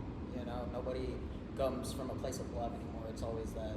Some people don't need that tough love. They need actual just straight up love. I've had both. I've already responded a lot better to the more therapeutic, gentle love. Yeah. Like I've had people drop a ton of bricks on me, and I just don't. And that's not my heart. That's not, you know. And that's one thing. Like somebody I lost recently was, you know, involved in similar platforms and that kind of lifestyle. And I've really taken the past few months to let my heart get away from maybe bitter feelings I had about how that didn't work out, and really just approach it with like, okay. Because trust me, there's things that I've wanted to say that I'm like, this is not conducive for what we're trying to do. So I'm at least encouraged. There's times that I can separate my humanness and my own flesh and my emotions. I'm like, dude, I just want to lash out right now. Like, and trust me, I mean, dealing with trafficking, there's times that I want to like hit the streets and just start taking people out. Like, but I just don't believe that killing and angst and anger. It's not the way to go about it. And one of the reasons, you know, we're called the Mahalia Project is because it's based on Mahalia Jackson, who worked alongside Martin Luther King. And I love that bond of a male and female working together because that's our heart. And if you study King and you study his 6 principles of nonviolence, I'm always so moved by someone who is able to stand up in a point in history when survival was on the line. It wasn't, you know, representation in voting, it wasn't finances, all these things were involved. But I mean, you know, it's not, oh crap, man, like, I'm gonna have this tax cut come or something, or like, no, they're gonna raise taxes on my business, now I'm mad. Like that kind of social oppression, like, no, people were dying. I mean, his house was blown up. I mean, and people have responded with immense violence over way less. And it's like the character of that man to be able to look essentially the devil in the face and not respond with angst and violence is exactly where I want us to be. Because we're staring evil right in the eye. On a daily basis. And it's just like, and with the trafficking stuff, I mean, it's all the undergirdings of that. I was telling somebody earlier on a phone call, it's about attitudes, dude. Trafficking is like the top manifestation. But dude, if you're hopping on an OnlyFans and you're consistently looking at a woman use her body to please you, like you are part of the attitude that leads to women being thrown in the back of a van, if that's your belief of how it works, and sold on a street corner. And you have to ask, like, if it was your sister out there, if it was your girlfriend, if it was your cousin, if it was your mother, like, would your attitude be the same? And a lot of men are like, well, but it's not. But it's it doesn't not. change. What if it was? You know what I mean? And that's a very tough part. And I will go out to say, and I'm not defending like people that have that type of addiction or anything like that, but it is an addiction. You know, it's very hard to escape that because it's so normalized in today's society. You know, you go on Instagram, you see it everywhere. You go on any type of movie or whatever. You know what I mean? It's everywhere. So you're like, okay, this is normal. This is okay. Some people will go on to those websites and then get to work or whatever. Yeah, those attitudes are there, and it's again because I started with I've had the porn addiction, like I know what it's like. Yeah. And this isn't. I hate the one fix. Sign up for my 6-day coaching program. I'm not that guy. I'm gonna tell you guys right now. You want to get better? It's gonna be hell. Yeah. It's gonna be hard. It's gonna be community. I want to build things with you and some other men on my team where we can at least. I mean, dude, let's just go to lunch with men. Like, there's nothing for men in culture really the same way there are for women. And there could definitely be more researchers of women. Don't hear me saying there couldn't, but it's for men to be vulnerable, you don't call buddies up. Well, let's all go get freaking protein shakes down at the shop and talk about our deep father trauma. Like hell no, bro. It's like, oh, let's go watch a football game and stare at the waitress and drink beers. And that's kind of what I was trying to say earlier. It's like it's a societal thing. Men are supposed to be viewed as this like, oh, manly man, not gonna cry. I'm gonna go do this. I'm not gonna talk about my feelings, this and the other. And that's tough. know, that's tough for us as a society because then we're having the weight of the world on top of us, you know. Personally, I feel like the only way kind of out of it is to have a relationship with Jesus and stuff like that. Plus a great support system around you, you know what I mean? But it's tough for one person to deal with, like, and bottle all that stuff up alone because one day it's eventually going to just always be. I think it's two things. I think it's, you know, moving with that intentionality of focusing on men, which I'll tell you right now is my biggest passion. I think that people see Mahalia, and we do have a predominant female following and engagement, of course, over the issue. Yeah. But I mean, for me, like I said in the past story, like I want to build these networks and these workshops and these opportunities for men. Yeah. So that there are more men like that. And the other side, the spiritual side of it is, I completely agree with you. Jesus is the only way. But it's painting Jesus and God in a relevant way. Because I know some of y'all watching right now are like, damn, I didn't realize it's going to be so religious. But it's not religious at all, actually. Because we're talking about faith, we're talking about relationship. And if that's something you guys have a question on or you're interested in knowing more about, I can promise you that some people are probably surprised if you didn't know I was a believer. They're like, oh, this guy swears. I've seen him shoot, half-naked models. Like he's definitely. I know he drinks. He's drinking. They see me drink on podcasts. I'm not drinking. I just got water. It's not vodka. But I'm not the ideal portrait of I'm the ideal portrait of a sinner for sure. Yeah. I'm not the ideal portrait of a believer, and none of my team is. I mean, Andrew behind the moderator comments right now. Andrew is a great, powerful man of God, but he goes out and drinks with me. I mean, dude, we're out talking about Vision Cast. I think we prayed at a bar the other night. Like, this is kind of shit that we do. But I mean, God has to be made relevant and built in that way. And, that's something I think you've done a great job with your platforms. Ashley, going to bring on here in a few minutes, has been a powerhouse. And I mean, I wouldn't say that Mahalia is a Christian organization, but it's an organization full of Christians and full of faith-based people. Yeah. And I know that word Christian carries a tough connotation, but my challenge to anybody who is listening is that we have plenty of people involved from all different kinds of backgrounds. Yes. Hinduism, Buddhism, agnostic, atheist, probably some Satanists out there. I just don't know about them. Yeah, but I mean, I'm open. It is for everybody. But it's my point being that at the end of the day, like, I think, you and I would both get behind this. Like, if faith has been an exclusionary thing for you, I would invite you to come to our events. I would invite you to comment or DM, and let's all go have coffee. Like, I'm secure enough in this point that I can at least take a very good stab at painting a different experience for you. Right. And that's something that I hope that I'm able to do. Yeah. And I hope that, God's been able to do that so much with the relationship side, getting around women and working with women and seeing, like, dude, like, everything that I thought out of my mom being absent and the connotations and the stigma that I built around how women are is something that God has shattered, because I've been next to these beautiful women who are broken inside, and I'm like, dude, you need someone to love you. You need someone to be behind you. You need opportunities in this life that are better than OnlyFans, and that's one reason we're a business. Yeah. I mean, dude, if I had like $3 million right now, I seriously could go out and hire some OnlyFans models as permanent models for us. Be like, you're shooting different kinds of content. If you want, and you will be paid, I'll pay you more. Yep. Like, that would be awesome. Like, if it's a money issue, let's talk, let's sign a contract. I can tell you're willing to work hard because you post 90,000 times a day. I know you know social media. You have skill sets. I know you have a heart for creativity. Let's just put those in alignment with something that serves you. Put that energy somewhere else. And I think that's more of like where I'm at with that topic. Yeah. But when it comes to relationship, just one more thing, I don't know. no, hit me, dude. What time is it? Okay. Yeah. I was curious, like, do you feel like you're ready to get back into the dating world and stuff like that after all of those situations, or is there still more things that you kind of have to deal with internally before you're able to do that? I'm glad you asked this one, bro. I'm gonna be honest. I'm on the journey, regardless. Okay. I'm on the sanctification process, and there's still some things I need to take care of. Mm-hmm. I'm at a place where I feel that God has told me it could go either way. Okay. I could do a season by myself, lock in, focus in, and right now I've done 5 16-hour days this week. Yeah. I don't get back to texts quick, and I think that a woman has a right to attention and dates, and that, and that's so important to me is too. It's like, for the most part, it's not even some of the other more fickle things that may come with the early stages of a relationship. Like, I'm going to vibe with you, it's because we're going to sit down. But I think that if it's the right person who's locked in with her passion and can connect, and it doesn't have to be this passion. If it complements this passion, that's pretty awesome. Incredible. But that's what I'm saying. I want it to be somebody who's strong enough to look at me and say, look, dude, I like you. Let's laugh about it. And I'll know what it means this time, I promise. Right? But if she can look at me, I mean, I think probably the biggest turn on ever would be like, dude, I'm into you. I fuck with your vibe. I like it. Yeah. But I don't need you to be here because I'm going to do it either way.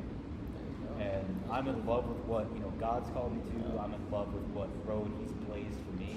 And I don't need a man to make it happen. What I need is a partner to build it with me. And a warrior who's down to grind. So I think if I could find a woman who's down, because that's what I want. Yeah. I want kids. I want to adopt. I was adopted. I do want to be, I feel like now we're pitching. Right. Single, like, oh no. Stop, I am single. But, I just want that person who builds this, because I think that's one of the most prominent things I've taken out this last 6 months is I thought it was an option. And I ran from it for so long. Like, I'll do it, God, I'll make it. I'll build it, you gave it to me. And I always thought it'd be a nice thing if God healed it. Maybe I had a relationship one day, and God finally said to me, honestly, around the same time he asked me to do this live stream, it's like, respectfully, brother, I'm not asking. It's like, you've seen power couples, you know the verse about 2 put 10,000. You worked for Hillsong, you watched what Brian and Bobby built, regardless of how people may feel about what happened to Hillsong. Like, or you got Stephen and Holly in Elevation. Like, these things that powerhouse couples build, or even like, let's get secular. Let's talk about Jay and Beyonce. Like, you may have feelings about them, but they built a crazy business. And I think that any secure man could say he's probably better complemented by a partner. Now, whether that's a same-sex partner, or whether that's a woman, like, I think that to watch people to be able to come together and build an alliance, you're so much better off 100%. Not doing it yourself, because you've got somebody because that person goes deeper with you forever. I've always said, I'll just throw it out there, like, I need a girl who's like, I walk in the kitchen one day and I'm like, babe, I know the kids are in school, I know we just financed the house, and God just said we have to move to Thailand and do ministry there. And she's like, cool. Yeah. When do we go? Like, that's it. Because I want to be that level of faith, bro. Like, fuck it, let's jump.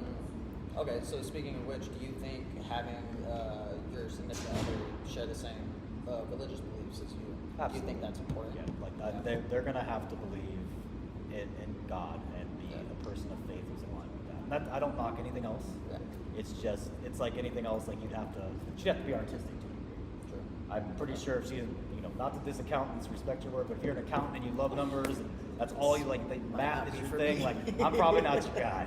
Like, I'm probably not your guy. Like, I'm very abstract. And, I get that. Do you think it's like possible to be with somebody that is a different, like, has a different belief system or whatever, and you guys still grow and be happy together in the future? I've seen it work. I will say that I've also seen a lot of compromises. I've also heard a lot of unhappiness from that. And this is not, I'm just not, I think it would be tough to be a person of, Buddhism faith and be with a Christian and expect them to understand all the tenets and very important major contradictions. I just think that it's so different, and it's not to knock or put any one faith above any other, but it's to say that I think when you're making decisions on finances, on raising children, on taking big steps out of faith, because some people have faith and like they go to church on Sunday, but my faith is a radical part of my life. Everything that I do is based off what I feel called to do. And I probably have at least on a boring day 20 or 30 touch points with God where like I feel different things, I hear different thoughts, and it drives me so much. Like, again, I didn't want to do this live stream. Like, I want to get on and talk about how I felt sexually inadequate. That sounds fun. Like, no, God literally was like, I do believe God called me to do this. And so for me, that's where it would have to be. And I've tried dating people with different religions and different faith systems, and it just doesn't work for me. And that's part of just my character, because I'm so just go about where I'm at. But it's just like everything else. Like, if one person wants to like work and collect unemployment, and somebody else wants to like just work all the time, like, you know, just different lifestyles. Not to say that other religions are unemployment, that sounded bad. Yeah. I'm not always articulated. I get what you're saying. Well, cool, bro. I appreciate your time. It's been great. We're gonna go bring Ashley on now, but what time is it, Andrew? 3:30. Okay, we got half an hour, so Maybe. appreciate you, bro. Thank you. Appreciate you. Thank you. You still going? Instagram stuff. Yes. Okay. Instagram, please. Instagram is stuff. I got 2 mics. Well, we meet again. We meet again. The temptation to get offset we and go to the ever bathroom. not meet? The temptation to get offset and go to the bathroom right now is high, but every time you get on set, I leave, so I'm gonna stop. You too. I can power through. Oh, you just like clips over. That's just not clipping. Okay. This is us doing production. There you go. Look at that. I didn't rub too much. Voila. Go ahead and talk. Hello? Check, check, check, check, check. Yeah, you got the sound. All right. Well, like I said, we meet again. So Yes. you don't even need to ask me questions. I feel like you come without an introduction. But for people that don't know or haven't seen the myriad of things that we've done, you want to tell me who you are? Yes, my name is Ashley Lagos. I am the pastor, founder, creative director of 12 Church, and I hopped on board with you and Mahalia Project a few years ago now, which is crazy. That is crazy. And so, yeah, that's who I am. Let's talk about, well, I mean, you've heard me rant. Is there any questions you want to ask, or things you want to reflect on from?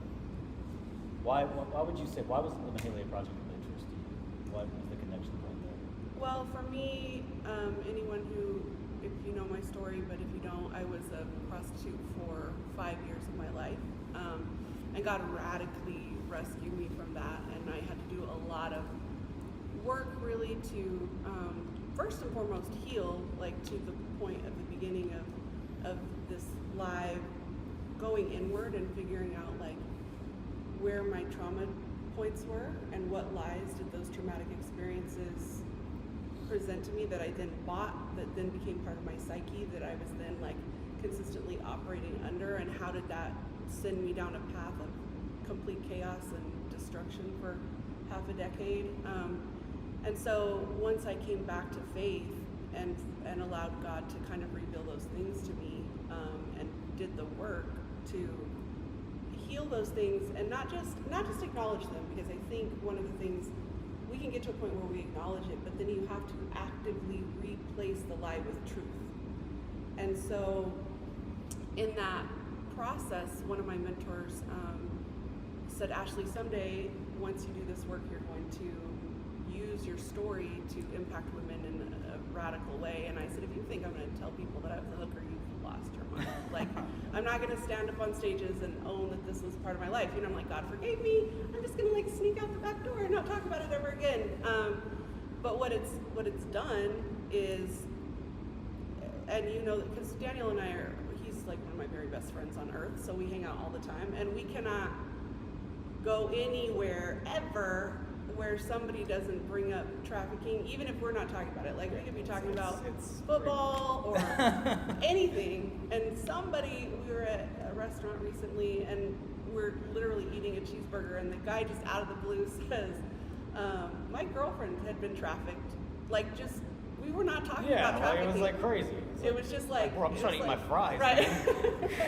And so, or on the light rail, he had his shirt on, and this guy, it ends up being how prostitution is like the oldest employer on earth ever, and that it's a waste of time to try to change it because prostitutes can't change.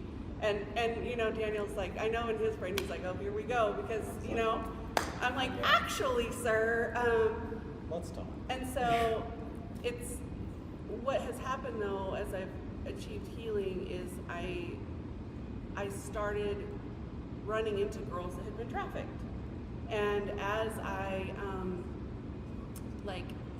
as I was a prostitute, I ran into girls that were trafficked all the time. I mean, and you know, it took a while, but on some level, because people have a huge misconception of what trafficking even is. And so how I even got roped into being an escort was the very first person who ever paid me to, he was a sugar daddy, which sugar daddies are a very slippery slope. We could do a whole segment on that. Yeah, we probably will.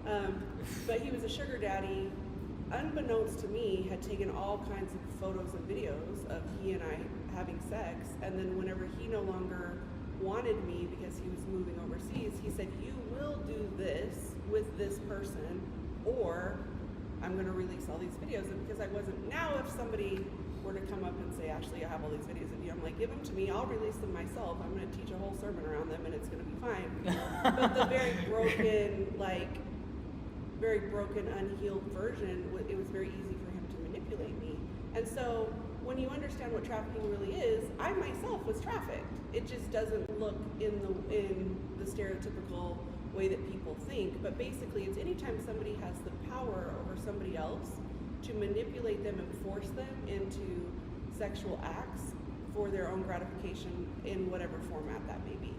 And so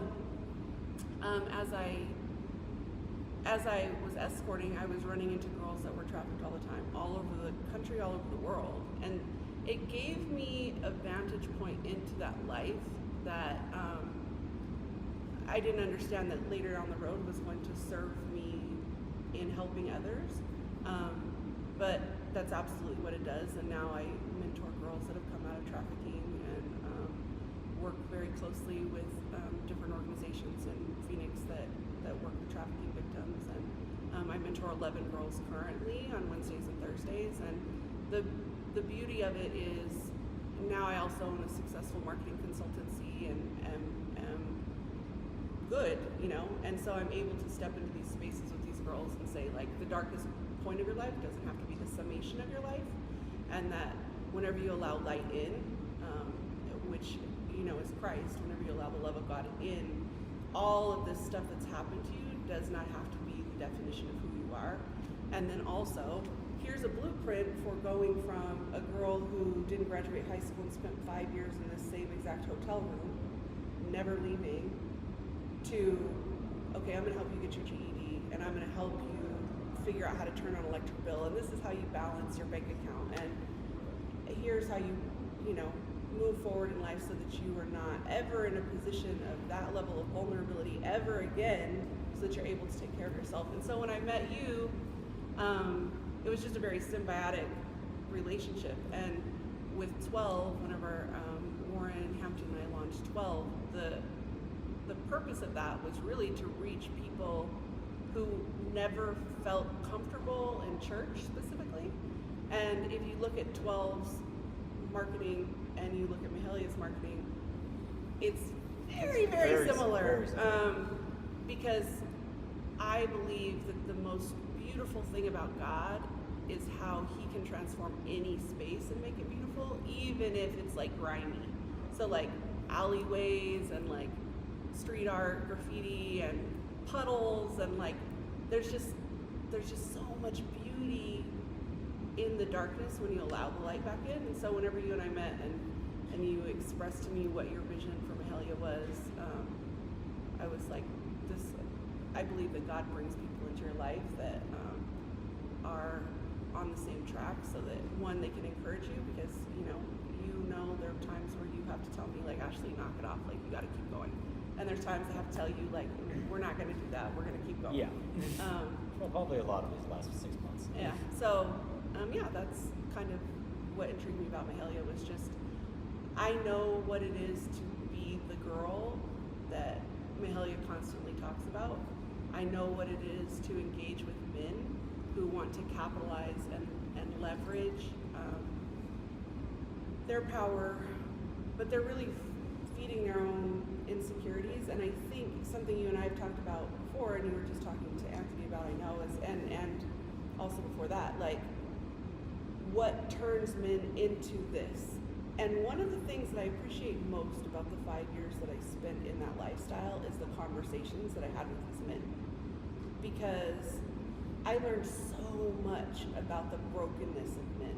I learned so much about insecurities and just the elements of their heart that propel compelled them to seek this out.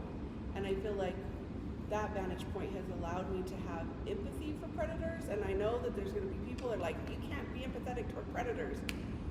But broken people break people. I know that in my brokenness, I've harmed all kinds of people.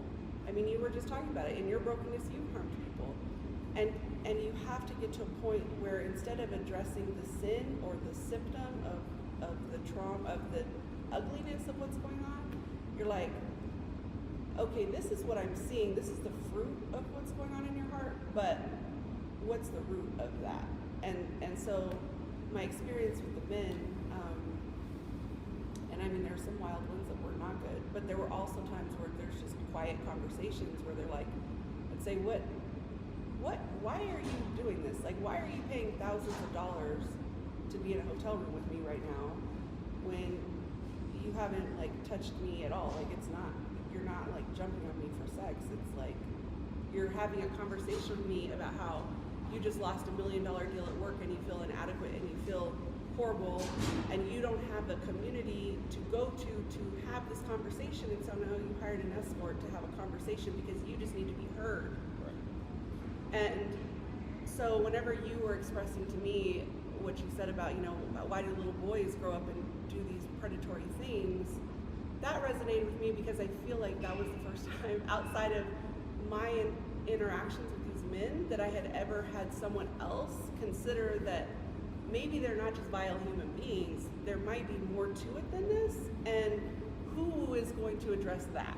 And so that was a long-winded answer, but that's great, man. Yeah. It's the most reasonable way to approach it. Mm-hmm. I've explained this a few times. I think there's the emotional, spiritual side of it where people are like, oh, it is vile and it is terrible and that evil makes you angry and righteously angry, but there's also just the business side. Like, strip the emotions out of it for a second. Like I mentioned Blockbuster Video earlier, one of the things about them is like, we all know they've gone bankrupt now, they're done.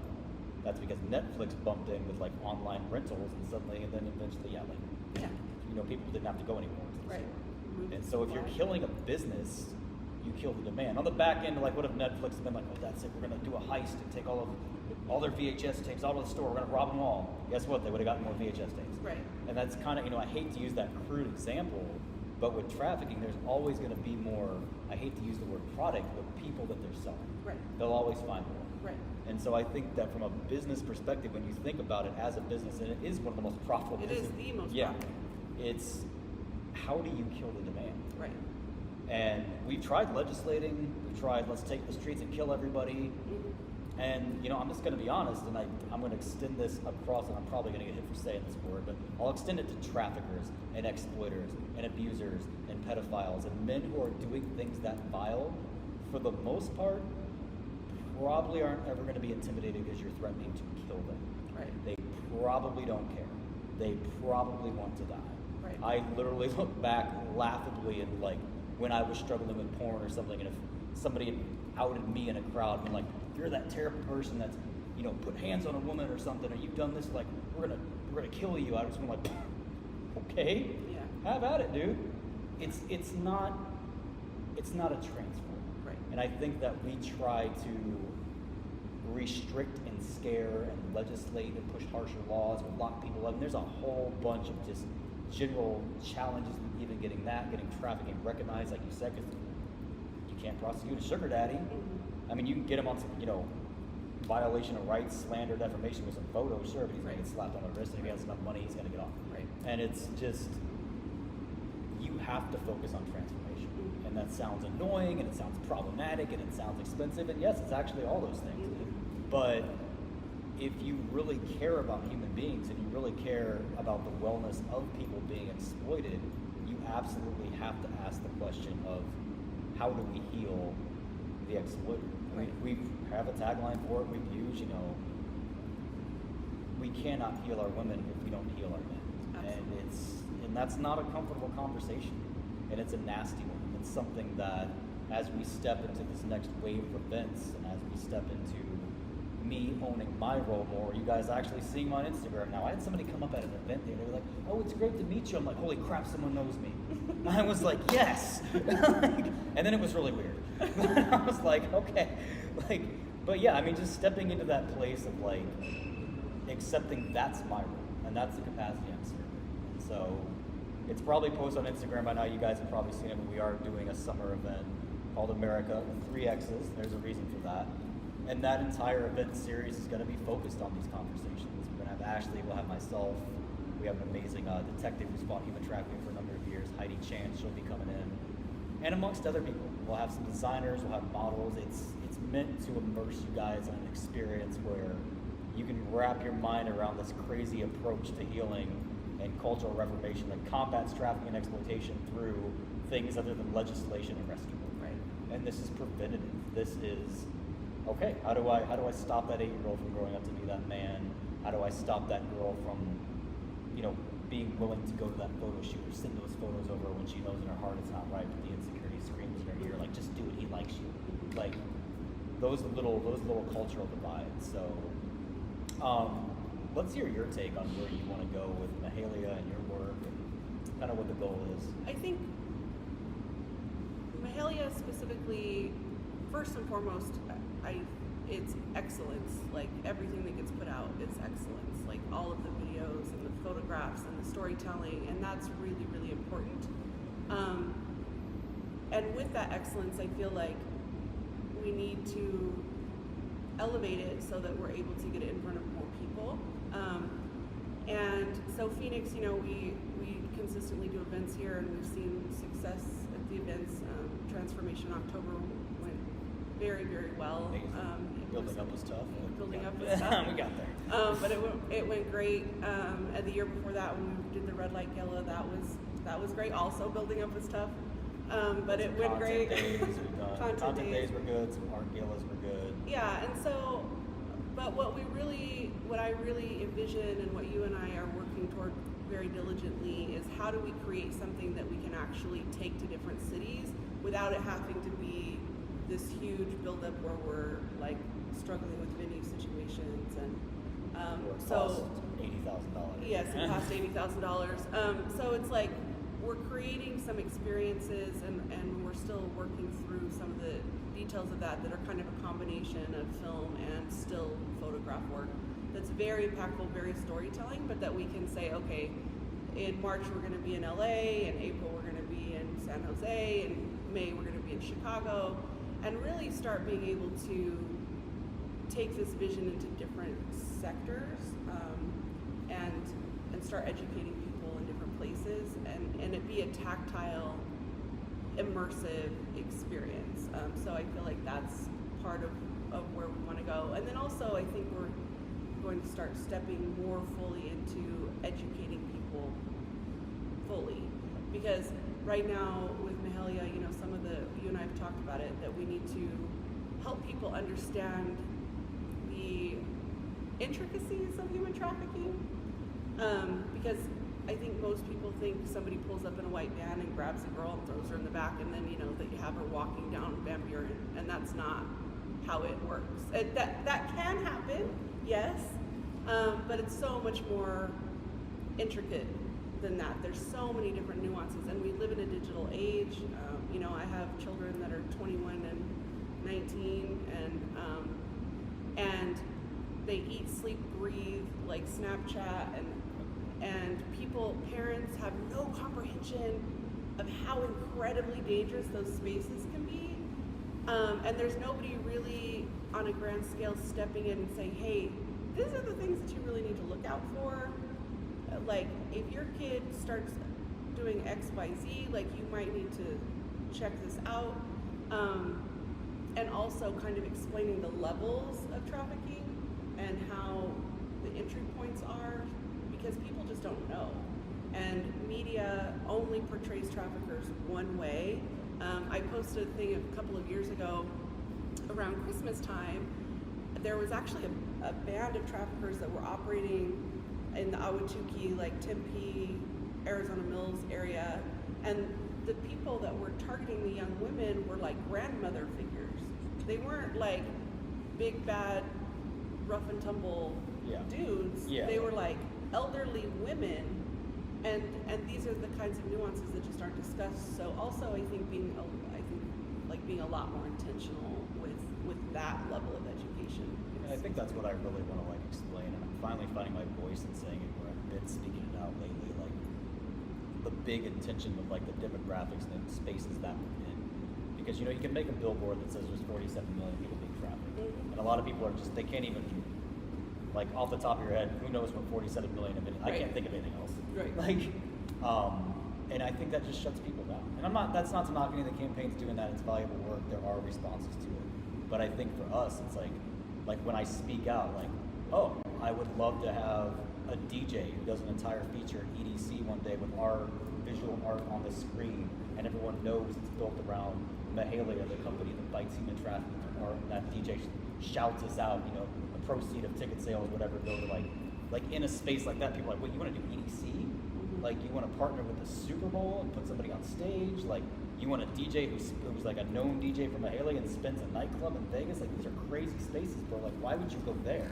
And it's because the people in these spaces are the people that are, I'm the exception. Right. It could never happen to me. Right. It doesn't make any sense. Like, And the crazy part of that is, in those spaces are where it happens most often. exactly. And that's the thing that boggles people's minds, because you know this, I don't like going to Vegas. If you guys find me in Vegas, something has gone terribly See me wrong. there in May, so something's Like, probably going terribly wrong. Yeah. Well, she won't be there. I won't be there. And the reason I don't like to go to Vegas is because when I was an escort, I was in Vegas a lot. And when I'm in Vegas, I'm like, she's being trafficked, she's being trafficked, she's being trafficked, she's being trafficked. And it's like, it's so obvious to me.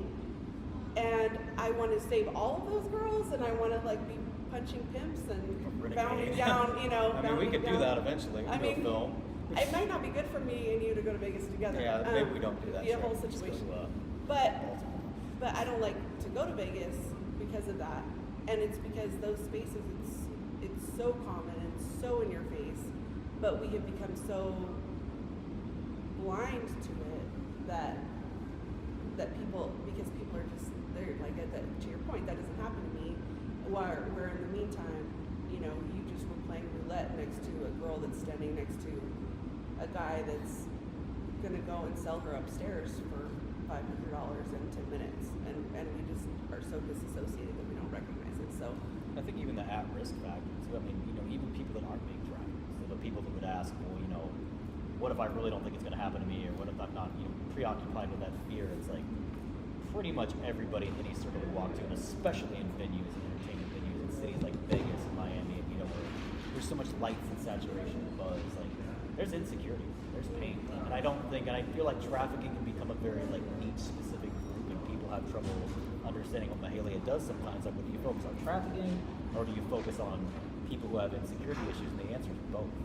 it's because it's a web. Yeah, and it is a web, and I think that's the other thing. Like, dude, if someone comes to some event like we do in a club or some concert, and they have that encounter with art or inspiration, and they go out and they start creating, and their lifestyles change because of that little encounter. Like, I did a reel on this, I haven't posted it yet, but there's been times where entire pivots have happened in my life because I saw a film, or I saw a presentation, or I heard a song, or I had that experience in a room.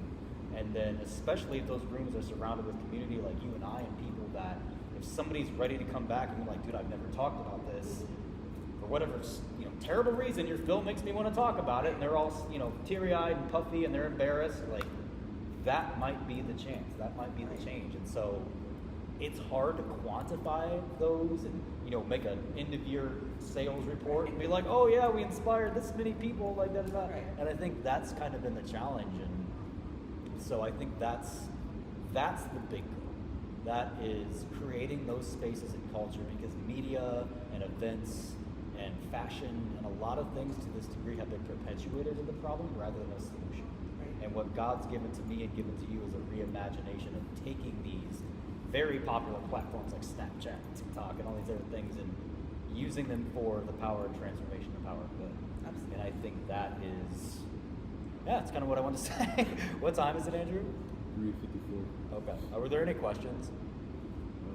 Or on Instagram? Probably more on Instagram.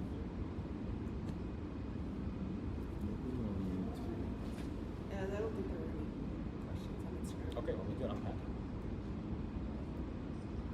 I'm happy if there's none. We can wrap. Yeah. Or we questions when I post the podcast. Right. Also, I think there's like elements of that from a media perspective of educating people, specifically in America, the difference between sexuality and sensuality, and sexual exploitation and the celebration of beauty, because those two things can be very misconstrued, and having, you know, media and things that come around that elevate that. And then also, just to, I've said this before when you and I've done things before, but I feel like it's really important to just continue to iterate from a spiritual perspective. In Exodus 35, the first time that the word, so in theology and Christian faith, there's a law of first mention, which means the first time something is mentioned in the scripture, it's really important. You need to pay a lot of attention. That's an oversimplification, but that's basically what it means. And the first time that the word ever mentions the Spirit of God filling a man, it wasn't a priest, and it wasn't a rabbi, and it wasn't a prophet, and it wasn't a band, it wasn't that. It was a man named Bezalel, and he was an artist. And it very specifically said that the Spirit of God filled him so he could create and teach others to create. And what that says to me, and why I'm so passionate about the work that we do, is because if you want to change the world, you have to impact art. Art is the voice of a generation. Art is what absolutely shapes culture. Art is what teaches people where to go and what they, I mean, think about like Kendrick Lamar on the halftime show and that song. Like, it was a big deal before, but then you can't turn on any sort of anything without hearing it. Everybody's using it, and it's impacting a generation. That is art. And if you do not have impactful art impacting artists, or holding spaces where artists can come together and commune with one another and kind of work out what's going on internally with them, you're going to consistently have toxic art put out. And then that's what's impacting young people. And too often in faith circles, we are reactive, not proactive, and we're always on the tail end of trends instead of being the ones setting the trends, which doesn't make any sense, because we serve an all-knowing, all-powerful God who can tell us what the trends are going to be before they happen. Amen. And step into those spaces and be the one that's saying, this is the direction that we're going. But we get so caught up in what are people thinking, to Pastor's point, like, what are people going to say? How are we, instead of being like, you know what, this is what God has said. The Spirit of God filled an artist so that they could create to create. The Spirit of God has filled me so that I can create and teach others to create. He's filled you so you can create and teach others to create. And we are going to be the ones that are stepping into the space in an artistic way and changing the narrative. And instead of it being light plumes and doves, we're actually creating art that people can identify with and want to be a part of too, because you and I both know there isn't anyone cool that wants to show up in a linen flowy dress with a crown of flowers, like Might be somebody. singing Kumbaya. They Maybe know not the they don't. Kumbaya- not No, the they Kumbaya don't. crowd. But no, to your point, I think that, and that's the nastiness of it. That's the reality. I think that was, we'll lock it in here, because I think that really just nails it down. Is that I think years ago it was given to me all over the place with a slew of emotions, and sitting in the pastor's office and battling the porn stuff, and thinking about the 8-year-old boy and dealing with the rejection in high school. But I think now that, as I can see that pain is such a manifestation, not only in culture, but how we live our lives. And that God has challenged me, like, what does every single person in the world have in common? And the answer is pain. That probably the most simplified way to explain that what I'm after doing in the world is what God gave to me, and he said, so you take art and you take media and you really take expression, because every single person expresses in some way. And they have something that they love as a mechanism to express. So you build those things as a platform, but the fork or the path in the road you choose is not distracting. It's not expression chosen to avoid emotion, to avoid healing, to avoid pain, because that's what media is right now. It's, let's go get another drink at the concert. Let's make another song that's completely not about what I'm really making the song about. Like, he's like, you take that expressional platform and you connect with other people in their pain, allow them opportunities and experiences to create their own perceptions and their own work out of that pain. And you build a family and a platform out of that, and then you take it to the world that's in pain, and you make that full circular model, and then God just kind of leans back, he's like, and that is how you heal. So that's what we are. And we're getting started.